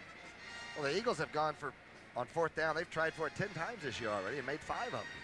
You know, like last week it sort of backfired, but I don't think that ever really hurts your team. If you try for it and know what they say, oh, come on, that's all right. Chicago beating the Los Angeles Raiders 17-6. Bears have got it humming a little bit as long as McMahon plays, but McMahon doesn't play, they have a little trouble. Did you ever play in a tie game? I never really played in a tie game, but I didn't come out of it feeling that the one team actually won it and one team lost it. That's right. And if this game ended right here now, you'd almost get the feeling that the Eagles would feel that they won the game because, you know, Detroit had a chance when Murray hit the upright. 1:29 now left on the clock. Of course, if there's no score, everybody shake hands and you go home with nothing to show for it. And this has been a bitter battle. Been a lot of strokes laid on out there today. 3rd down and 15. The ball's on the 25. A big 3rd down play for Danielson. He's going for Thompson, and he has it. 1st down at the 43-yard line. And they had him double covered. And he had enough protection back there. to wait for Thompson to run a deep pattern, and then he threw it right in between two guys. They had inside-outside coverage, and he still caught it. What a clutch receiver. Here is the quickly now. Danielson fumbles it, picks it up, drills it out of bounds, and will stop the clock. Smart. Well, the rush is beginning to really tee it up and go for him. Well, that was a bad snap again. Remember we talked about that earlier. That was down around the ankles.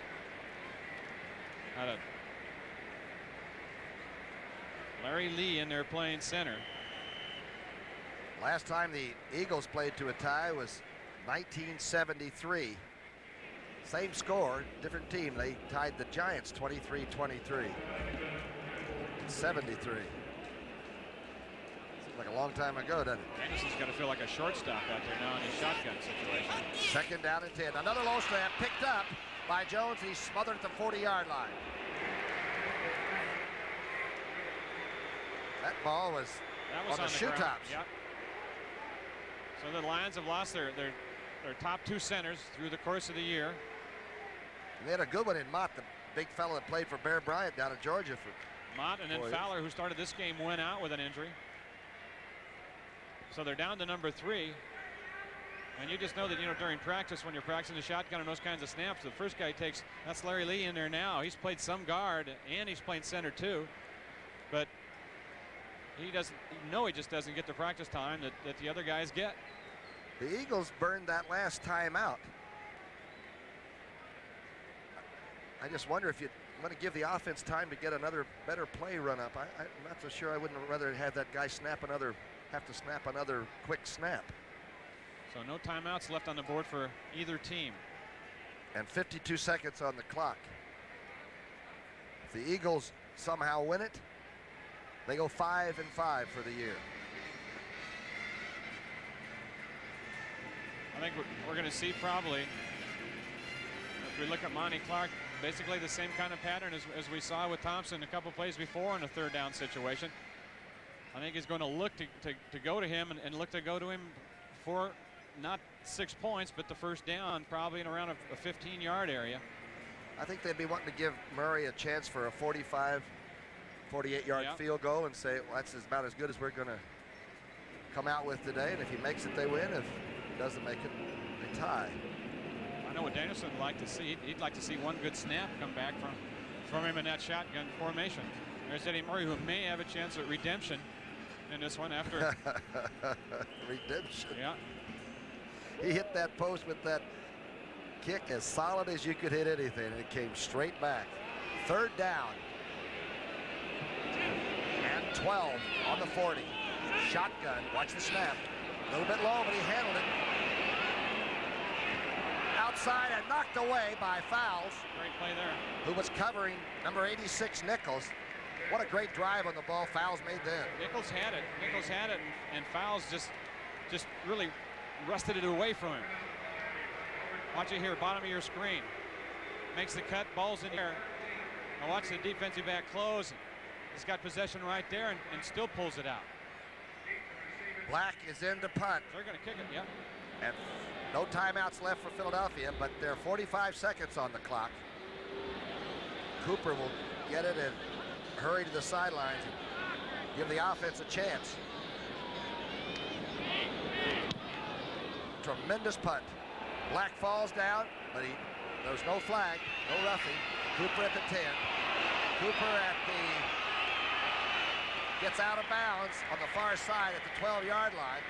Flags are thrown down there, so the Eagles are going to have a long way to go if that's a clip or something on the return. I think it will probably be an illegal block call on them. It was in that area. Gee, that Wyatt's had a variety of situations to handle today.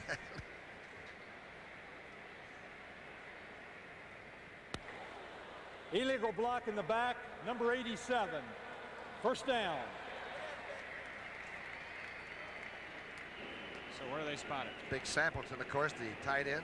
Be spotted around the 6 or 7 yard line. It's a ways to go. Well, I tell you, 6.5 yard line, huh?